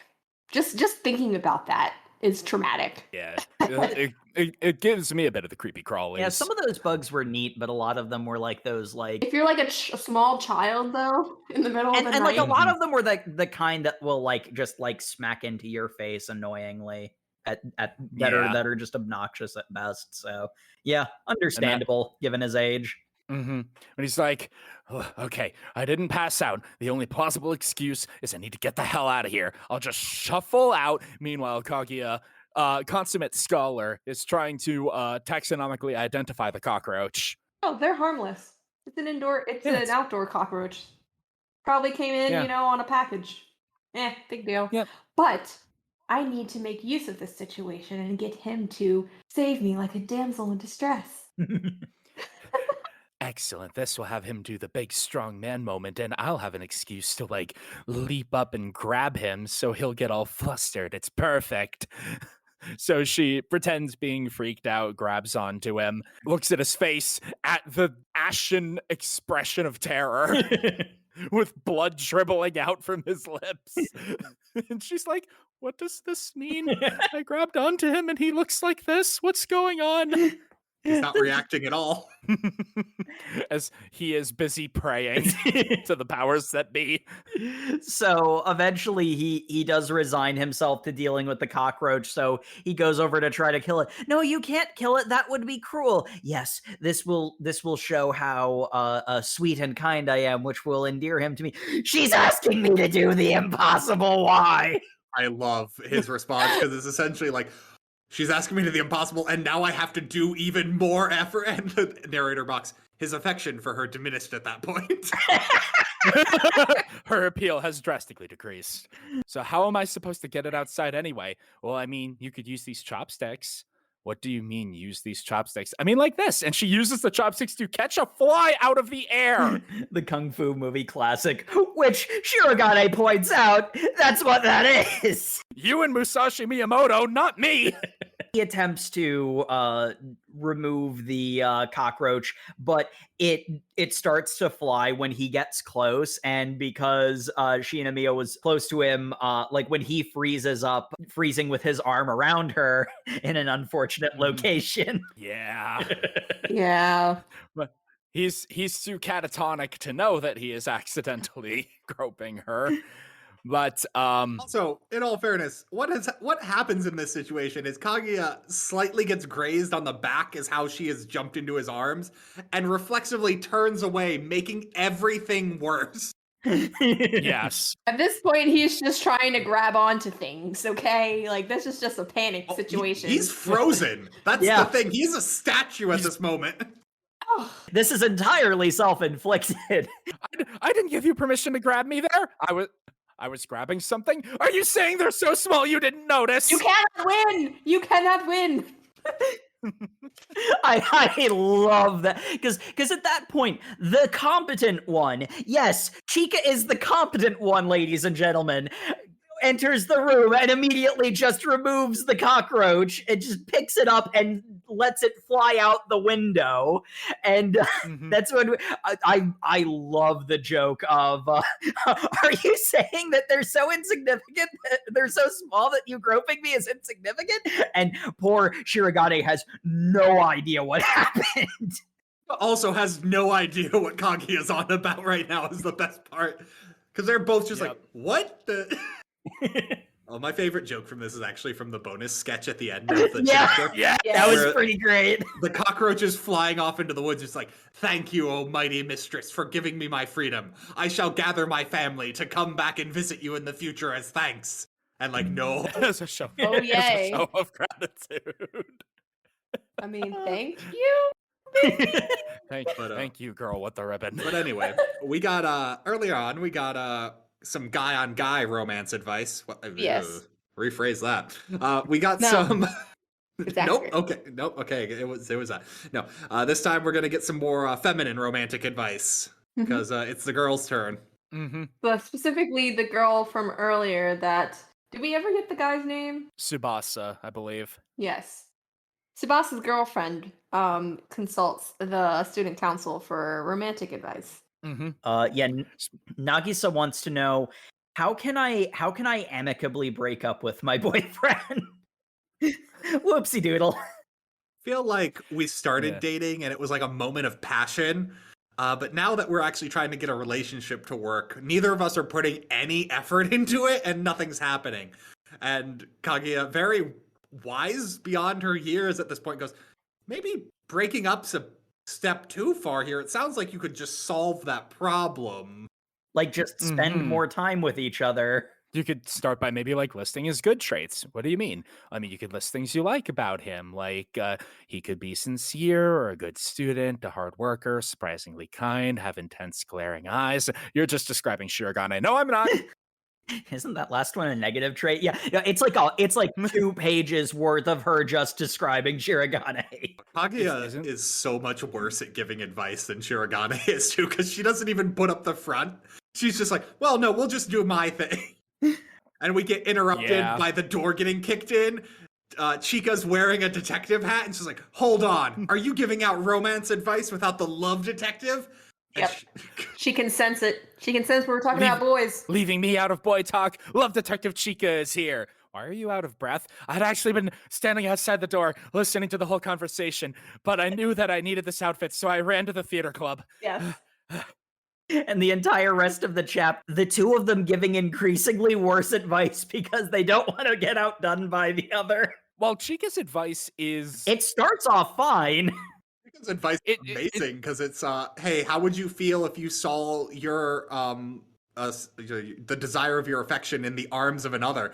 And the Nagisa is just like, I guess I'd be a little upset. Meanwhile, Kaguya is just fuming. I would kill both of you because she's envisioning Shirogane with Chica. Kaguya, you got some issues to work out with how you view your friends. Yeah. A little bit. And Chica's like, all right, so you don't have a lot of jealousy, but that does mean that you do like him, so we can build off of that. And then Kaguya is like, I can't lose in the giving advice to someone in a stupid costume. I have to offer some better advice. Have you considered the Romeo and Juliet effect? What do you mean? I mean, well, in Romeo and Juliet, right, they love each other, but they have the obstacle of their families, and that's a uniting force, a common enemy, you could say. So maybe if you... we don't really have any enemies. Well, it doesn't need to be a person. It can be a concept. Well, I'm not entirely sure what you mean about that. And Chika, Society. like, Chika stands up, slams her hands on the table. Society. That is the. Just like getting all philosophical. They give increasingly worse advice as they try to outdo each other. Yeah, Chica channels me when I have no idea what RPG character's motivation should be, and just goes, communism! So We that's can how rebel against corrupt. So that's how we got the communist cats. I get it now. We can rebel against corrupt civilization together. Isn't that a big picture? We're gonna get started right away. Thank you for your help. Did we just create an anarchist? And It's something. It is indeed something. You don't create anarchists, Sam. You just awaken them to the truth. And then the next panel is actually pretty banal. It's the two of them doing philanthropic work, which they both seem quite happy about. Yeah, it really ignites their relationship, and they continue being a couple. So it worked somehow, like last time. And even Shirogane's there to help. Which Kaguya finds endearing. Obviously, she loses the battle, but my heart is warm. Yeah, it is another one where it's like you don't need to literary analyze to see that this is obviously if you just used your words, this would already be over and you'd be a lot happier. But I guess we're doing this instead. To the audience's benefit at the very least. Jacob, I hate to break this to you. So many romance things could be solved if the two main characters just said, "Hey, do you want to bone now?" Oh yeah, no, that's like, yeah, no, it's either that or it is society. It's one of the two. Sometimes both. What if they both want to bone with society? What if they want to bone society? Well, then they're anarchists. That's what I'm saying. Well, if they bone with society, I'm pretty sure that's just being an exhibitionist. No, I think that's just having an open relationship. Are you suggesting they bone with a society of people?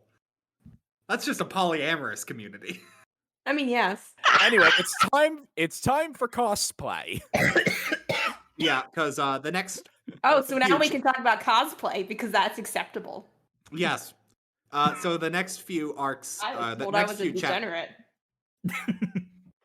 Okay, so the next few chapters form a bit of an arc, as it has been announced that Shujin Academy's sister school in Paris, France, is coming over for a visit, so they need to prepare. In 3 days. Yes. I hate it when schools do this.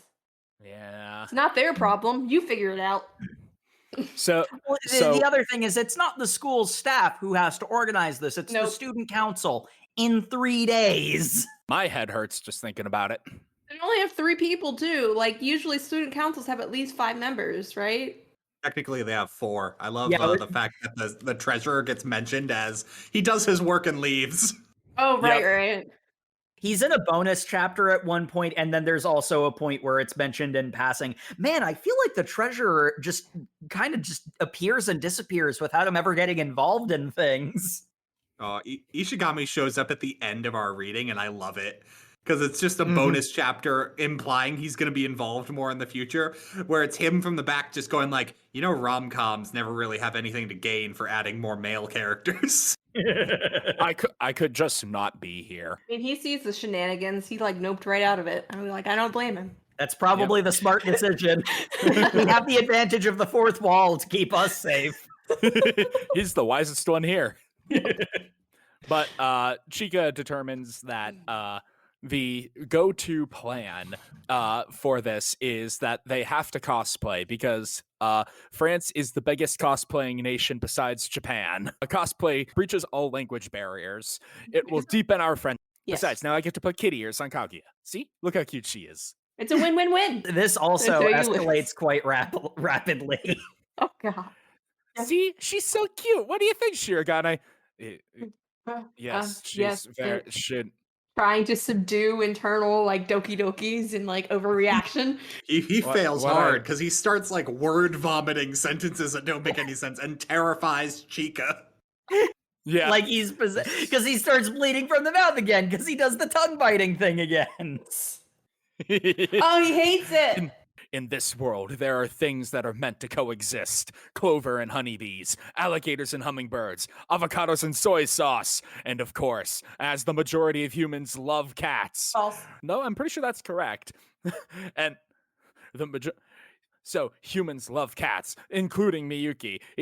He also loves cats, and he loves Shinomiya. And now, the combination, a miraculous vision. Why don't they just bone? Because then we wouldn't have a manga. I love how in this chapter, Chika gets the closest she ever does to like figuring out their whole deal because she's just like, hold on, there's a lot of tension in the air. I gotta.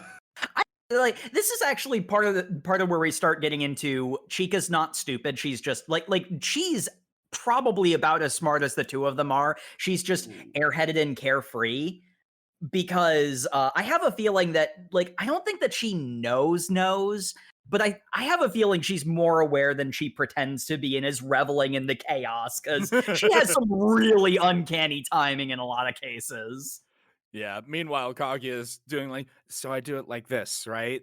Nya, as she does the like hands as paws thing, and Shirogane is dying. He is visibly trembling from all the effort he's taking not to have his face beam with joy.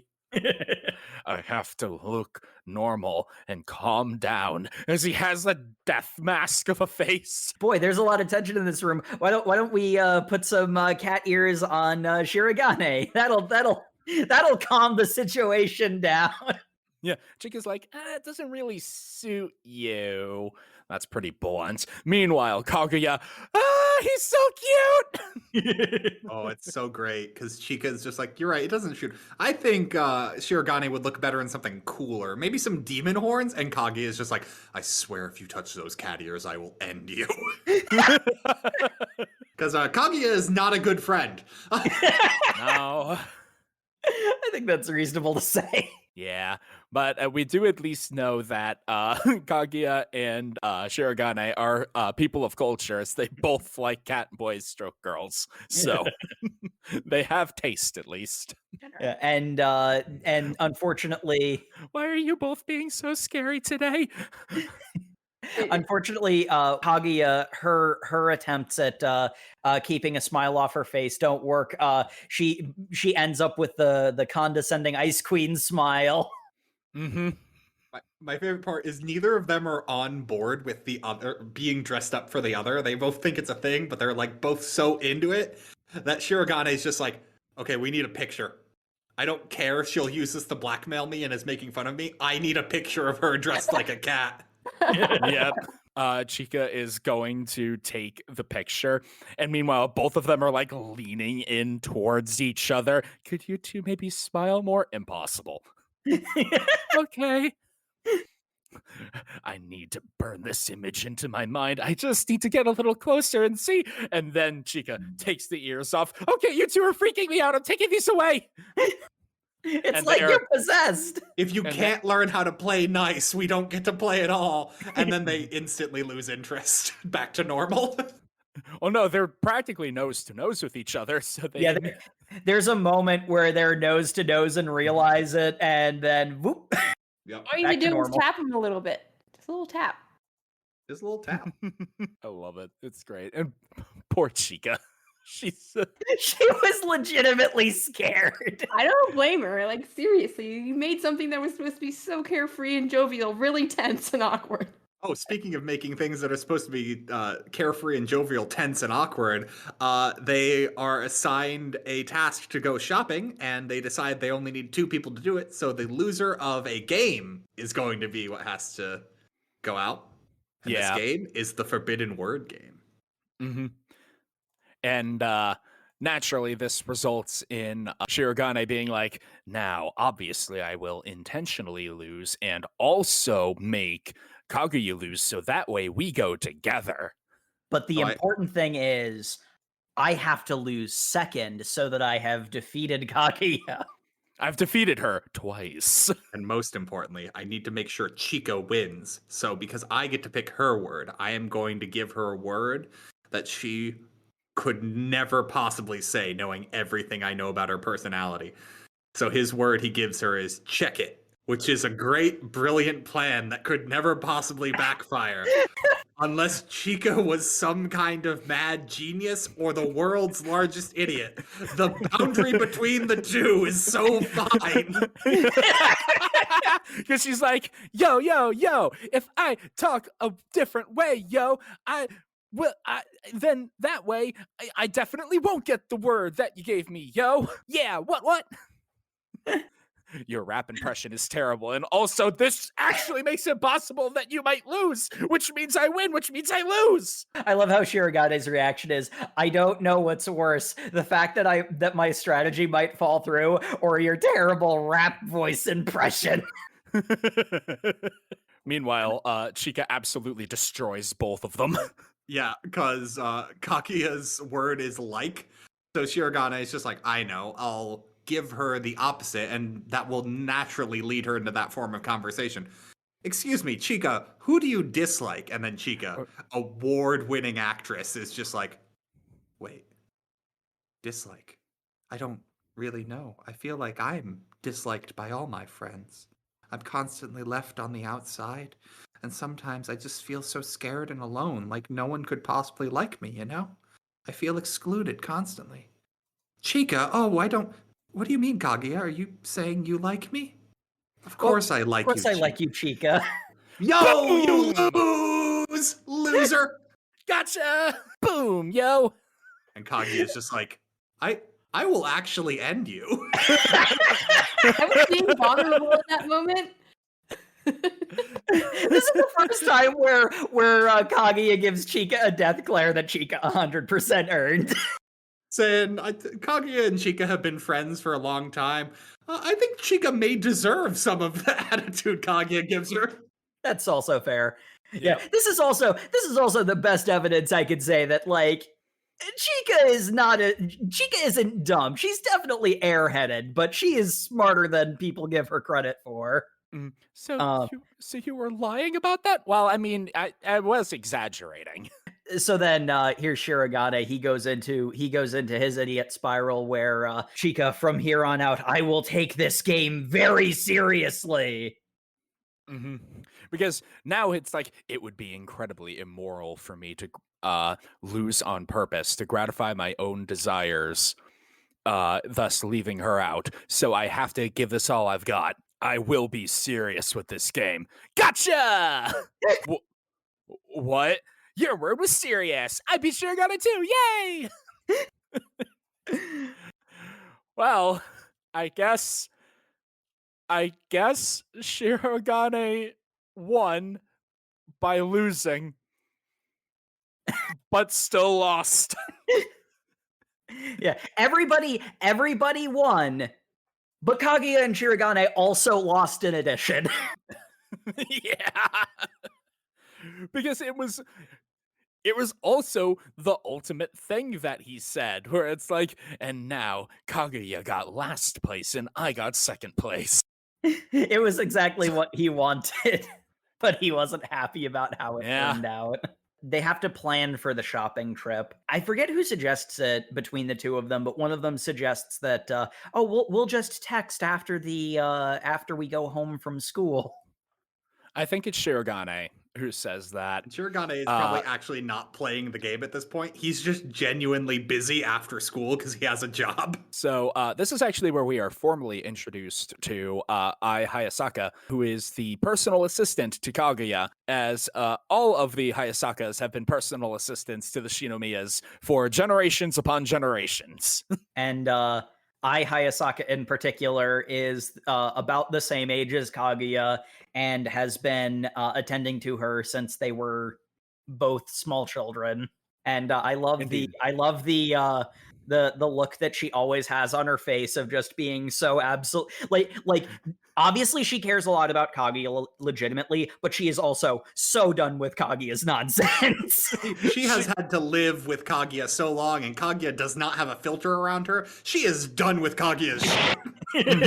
She is aware of the entire war and all the painful intricacies of it, and it's just like, oh my god. Just This is so dumb. You two are the biggest. You two are the dumbest geniuses I have ever met. He still hasn't texted me. Maybe he's busy or expecting you to text him. I can't text him first. Are you kidding? Fine. You know what we'll do? Give him a loophole. We'll call him. And No, she starts dialing. Yeah. She grabs Hayasaka starts dialing on Kaguya's phone, to be clear. Well, she was already about to text Shirogane for her and got taken away. And what she does is, Kaguya is like, well, maybe calling him would work. And she's like, our phone's ringing. And Kaguya's just like, I can't, it will show a missed call. Dang it, what? And she's forced to act. So you do like that Shirogane. You do like Shirogane, right? Oh, yeah. I mean, I do admire him for his dedication and his exemplary character, and he does have a few traits that might draw my interest. My feelings aren't at all romantic. Okay, so if you started dating the secretary, Yeah, that's exactly what I thought. mm-hmm. Look, it's fine. I wouldn't care at all. Chika is my close friend. It's perfectly fine. Buzz goes to the phone. Maybe it's Shirogane. Message from Chika. Throws phone aside. Your close friend, huh? She sent her a picture of an octopus that she found, a live octopus. Isn't it cute? Kaguya is not a good friend. No, she's not. Hayasaka does call Shirogane, and a voice picks up on the other end. One they do not recognize. I'm calling for Shirogane. This is Miyuki's father. Huh? So, can I speak to Shirogane? My name is Shirogane. You know that's not what I mean! Everyone in this house is called Shirogane. My favorite part is that her getting so embarrassed she's gonna have to use his first name, which in all fairness is a little lost on an English-speaking audience, but it's equally fun. Yeah, that's a big deal. It's a level of familiarity that they don't have. Because that would be losing. Is Miyuki available? Oh, my son? Yeah, hey Miyuki, you got a phone call from a girl. Is it your girlfriend? Dad, you can't pick up my phone. Stop. Shinomiya, how's it going? Yeah, I can talk right now. I'm just in the bath, Hayasaka, winning MVP, going like, that means he's butt naked right now. You're talking to a guy who's completely nude. You're talking to a naked boy. She is done with her. With the same deadpan look that she always has. It's fantastic. In one chapter, she has become a serious contender to unseat Chika as best girl. I'll call you back, Shirogane. Huh? No, it's fine. My phone's waterproof. That's not the problem. Okay, ladies, my phone's waterproof. They end up just having like a 3-sentence conversation, setting up the time and place to meet up. Kaguya then ends prematurely. He's like, okay, I'm going now. Oh, wait, Kaguya. And he's like, oh no, was he about to say something? And she just deflates and then gets a text from him going like, I was going to say it's cold tonight. Make sure to put on an extra blanket. Good night. And she is just crushed by that. She's like, oh no, he's so considerate. I'm going to go to bed now. Good night. And the next morning, they're getting ready to go meet up, and it's a monsoon. Yep. The train station is flooded is the bigger thing, too. The train station is flooded, so, well, as a precaution, I already purchased all the items you're going to buy today anyway, so it's not like it's actually an issue. I'm going. He's waiting for me. I have to go. And she's getting ready to, dramatically run out into the rain. Hayasaka's holding her dress like, you can't go out in the rain. He's not waiting in this weather. Next panel, he's waiting in this weather. At least my phone is waterproof. Oh, this broke my heart. Kaguya. Seriously. Took Kaguya 30 minutes to write the cancellation text, so he was already waiting for her. Yep. It's my first text from Shinomiya, so that makes it worth it. Good thing my phone's waterproof. End of the oh boy shopping episode. Yeah, my heart melted at the end of that. That was so sweet. Yeah, poor guy. He was really looking forward to that. Yeah. Alas for them. But we must move forward as the visiting sister school arrives, and quite barely our noble student council got everything set up. They are shattered. Fortunately, it looks like the Japanese students who are attending the party and all of the French students who came enjoying the party. So the principal tells them, "Why don't you go? And enjoy your hard work? Have fun at the party." Yeah, go out and enjoy yourselves. Hey, Shinomiya, do you speak any French? Oh, not very well. How about you? And then he rattles off a few French sentences, and she's like, "Ooh, very nice.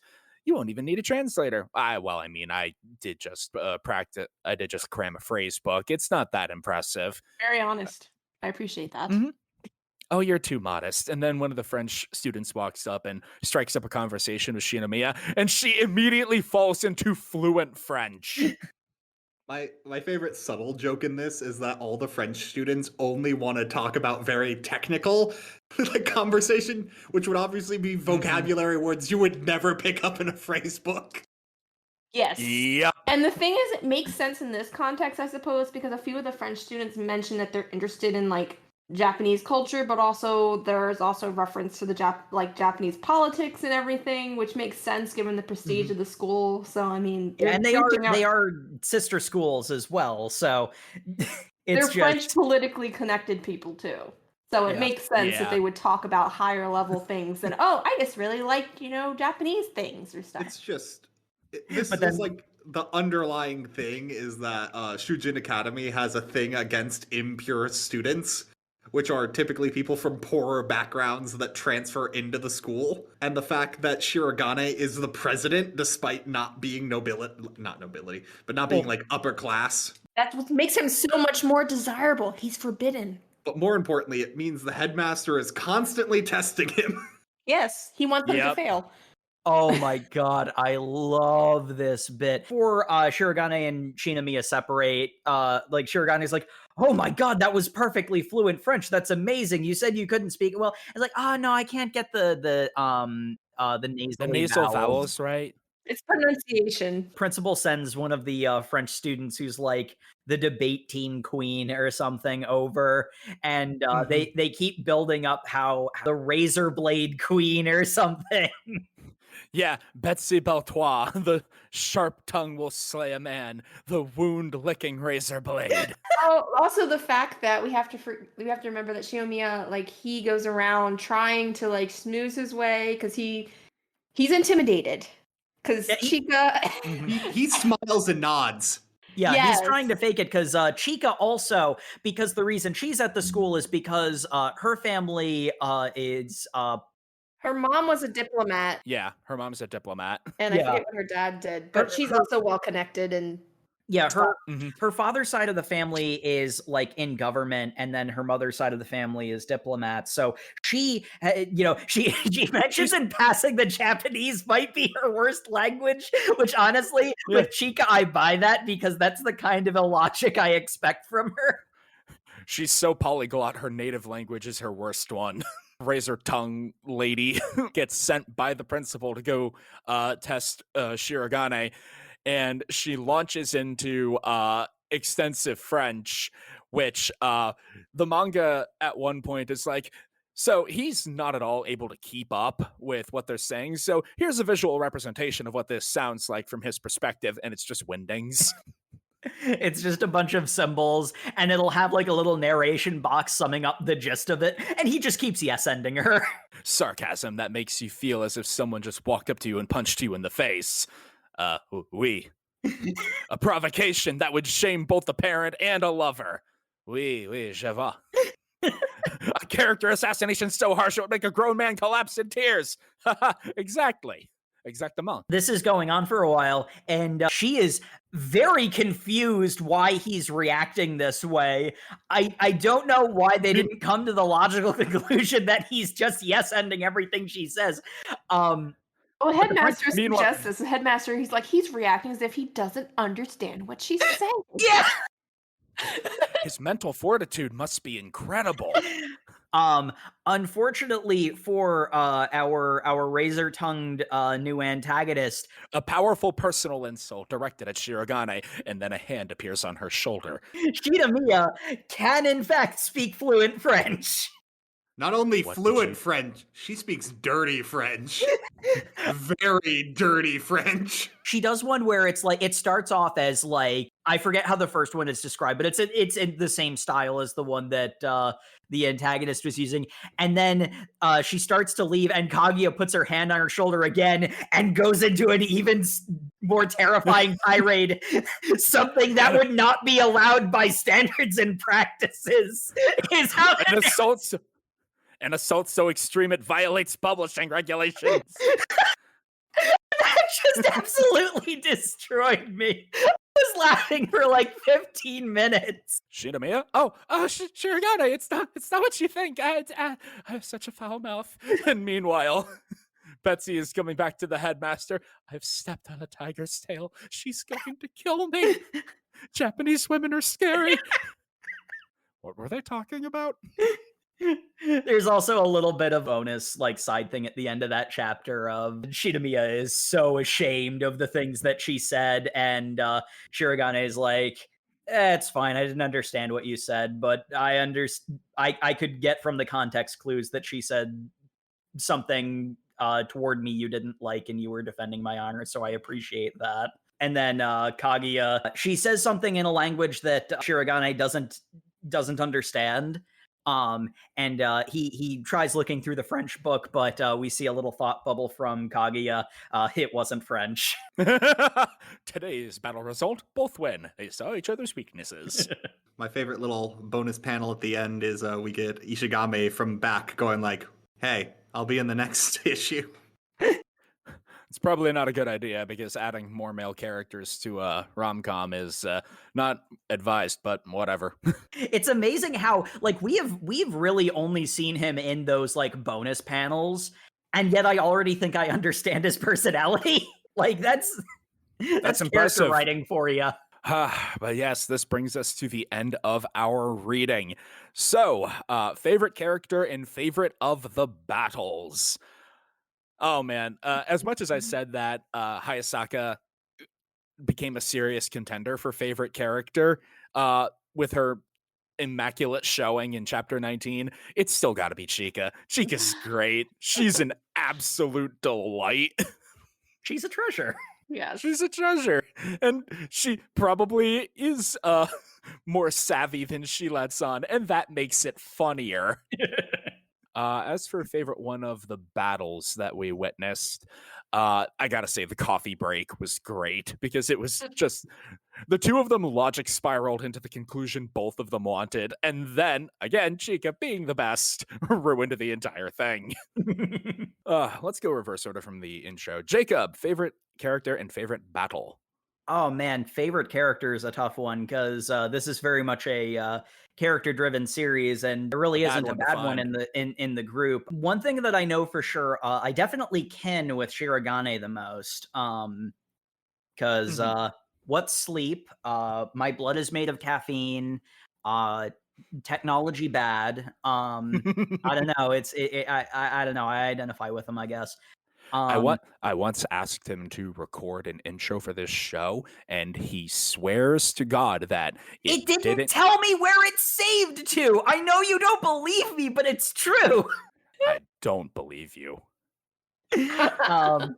So, in all honesty, and I mean, like, jokes aside, I do kin with him quite a lot because I do, like, it's like, not for nothing, I see some of my own flaws in him, and like he's an exaggerated version of some of the bad habits that I have. It makes him quite amusing to me. And like, obviously, Chika is an absolute treasure.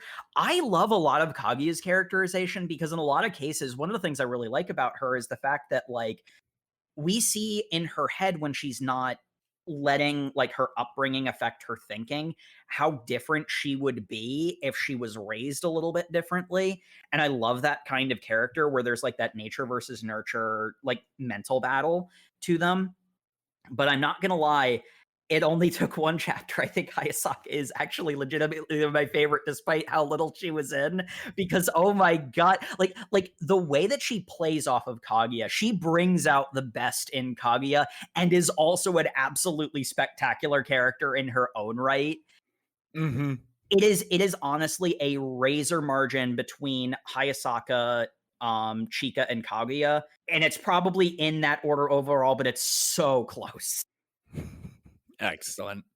As for favorite battle, I'm not gonna lie, Kaguya's response to the French exchange student slayed me so much. That is absolutely my favorite of the battles. That has all the different aspects of the kind of humor that this story does. Like, it has these geniuses mentally spiral into stupidity, and it has the wholesomeness of how much they care about each other. It has the comedically toxic "don't be like this" relationship element, and then it has the meta humor of the narration boxes saying that we couldn't publish this if we wanted to. Like, it's all the kinds of jokes that have been done up to that point, all in one chapter. I think the only thing that's somewhat missing from the package, in terms of like it being like a holistic summary of everything else, is that there wasn't a lot of Chica chaos, but there was a little bit of that too, and just like that chapter was so spectacular. Yeah. Absolute top chapter to end on.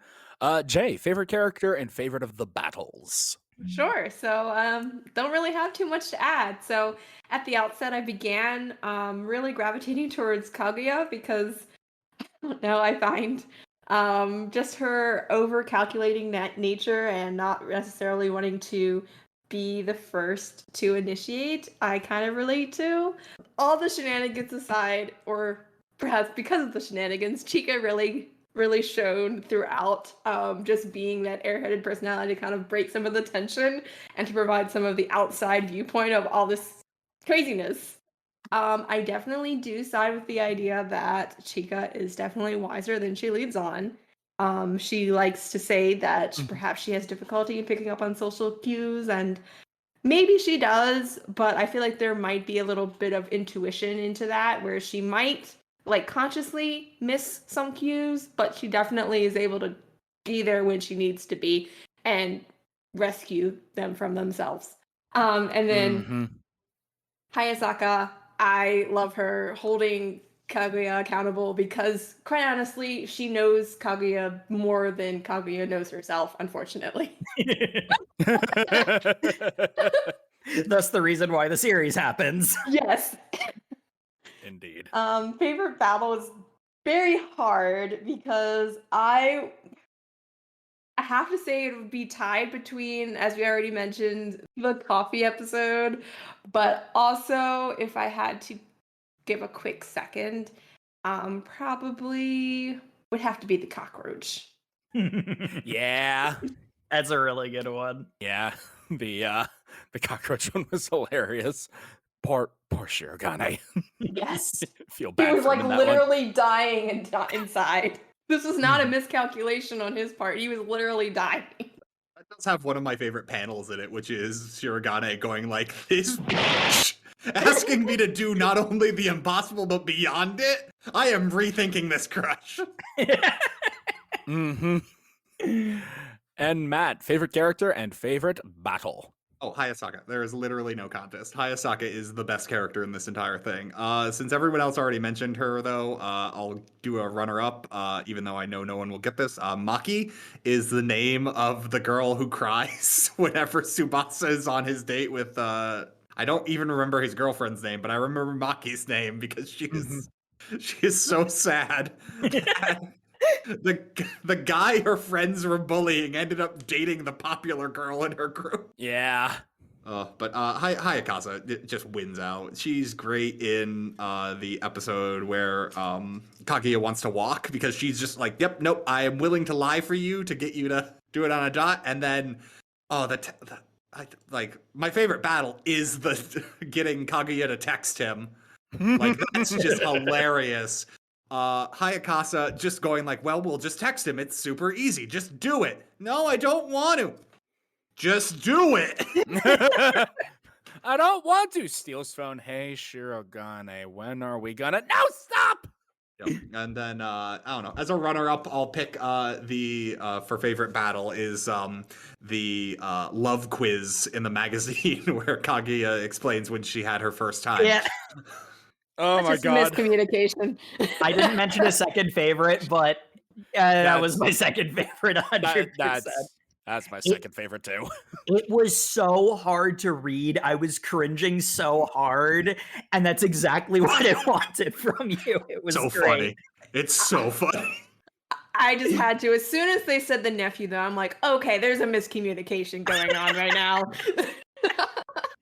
The nephew is when it's his sister is when I was like, well, okay, she doesn't understand what is going on here. And it's Well, that's the thing. I thought what the punchline was going to be was that she had been lying about it and she's getting caught in her lie, but it ended up going in the fact that it went in a completely different direction than it initially implied was what made me laugh hard.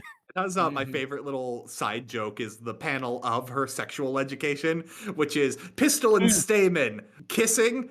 Wait until you're married. Let the man do all the work. Well, you have to remember, she's essentially like from like a quote unquote royal family. Yeah, like a traditional family. Yeah, traditional family. Lie back and think of the Shinomiya group. But yeah, that's Probably has an arranged marriage. Gee, why does she have a screwed up view on relationships? I couldn't imagine. I'm just saying, her family probably doesn't allow women to have relationships. They get married off to whoever is prestigious enough. Politically expedient, yeah. All right. And would you continue reading? I think this is a resounding yes from everybody. I absolutely will. Jay already did, as usual. As I said, I'm watching the anime, and I've noticed that the manga has extra chapters in it. So of course, I'll continue reading the manga. Yeah, I'll also make it unanimous. I will say this is a funny one because, like, you know, we've mentioned in earlier episodes when comedies have been done, you know, like Jay mentioned that she lives for the cringe, and I have a hard time with the cringe. So it was. As much as I loved it, it was actually hard for me to get through all the reading because it's like I kind of paced myself with this stuff. Yeah, same. I don't usually like misunderstanding humor this much. The fact that it pulled it off so well that even I was like, oh, this is fabulous. I need more. One of the main things in its favor is it's constantly misunderstanding humor, but even though they're misunderstandings, both of the main characters deserve it. Like, yeah. Uh-huh. They do it to themselves, which is the best part. And thank you once again, everybody, for listening to the Over Manga Cast. As always, you can find us on all of your social medias, where we are at Over Manga Cast, Facebook, Twitter, Instagram, probably a few others. Line, maybe? I don't know. Could we do that? Probably wouldn't be very effective marketing. We'd have to get some more listeners out in Asia. But doable. Yeah, we'll work on it. Closer to home, we also our episodes are on YouTube, where you can leave comments on individual episodes, and we also appreciate any reviews you'd be willing to give us on your podcatcher of choice. They really help us out. Indeed. And make sure to tune in next week, where we are, I don't know a lot about this one, but I can only imagine we are going for a significant tonal change. Matt, this was your pick. What are we reading? We are reading the one-shot by Tatsuki Fujimoto, the creator of Chainsaw Man, Goodbye Eri. Personal pick from me. I really enjoyed it when I read it when it came out, and now I'm subjecting everyone else to it, because if I can't subject people to my wants, what even is the point of owning a podcast? Look, at this point, that's just what you do with Fujimoto's works. So I look forward to you making us read Fire Punch one day. Oh, Fire Punch. Tune in next Thursday for that, and good night, everybody. Good night. Good night, everybody. Good night.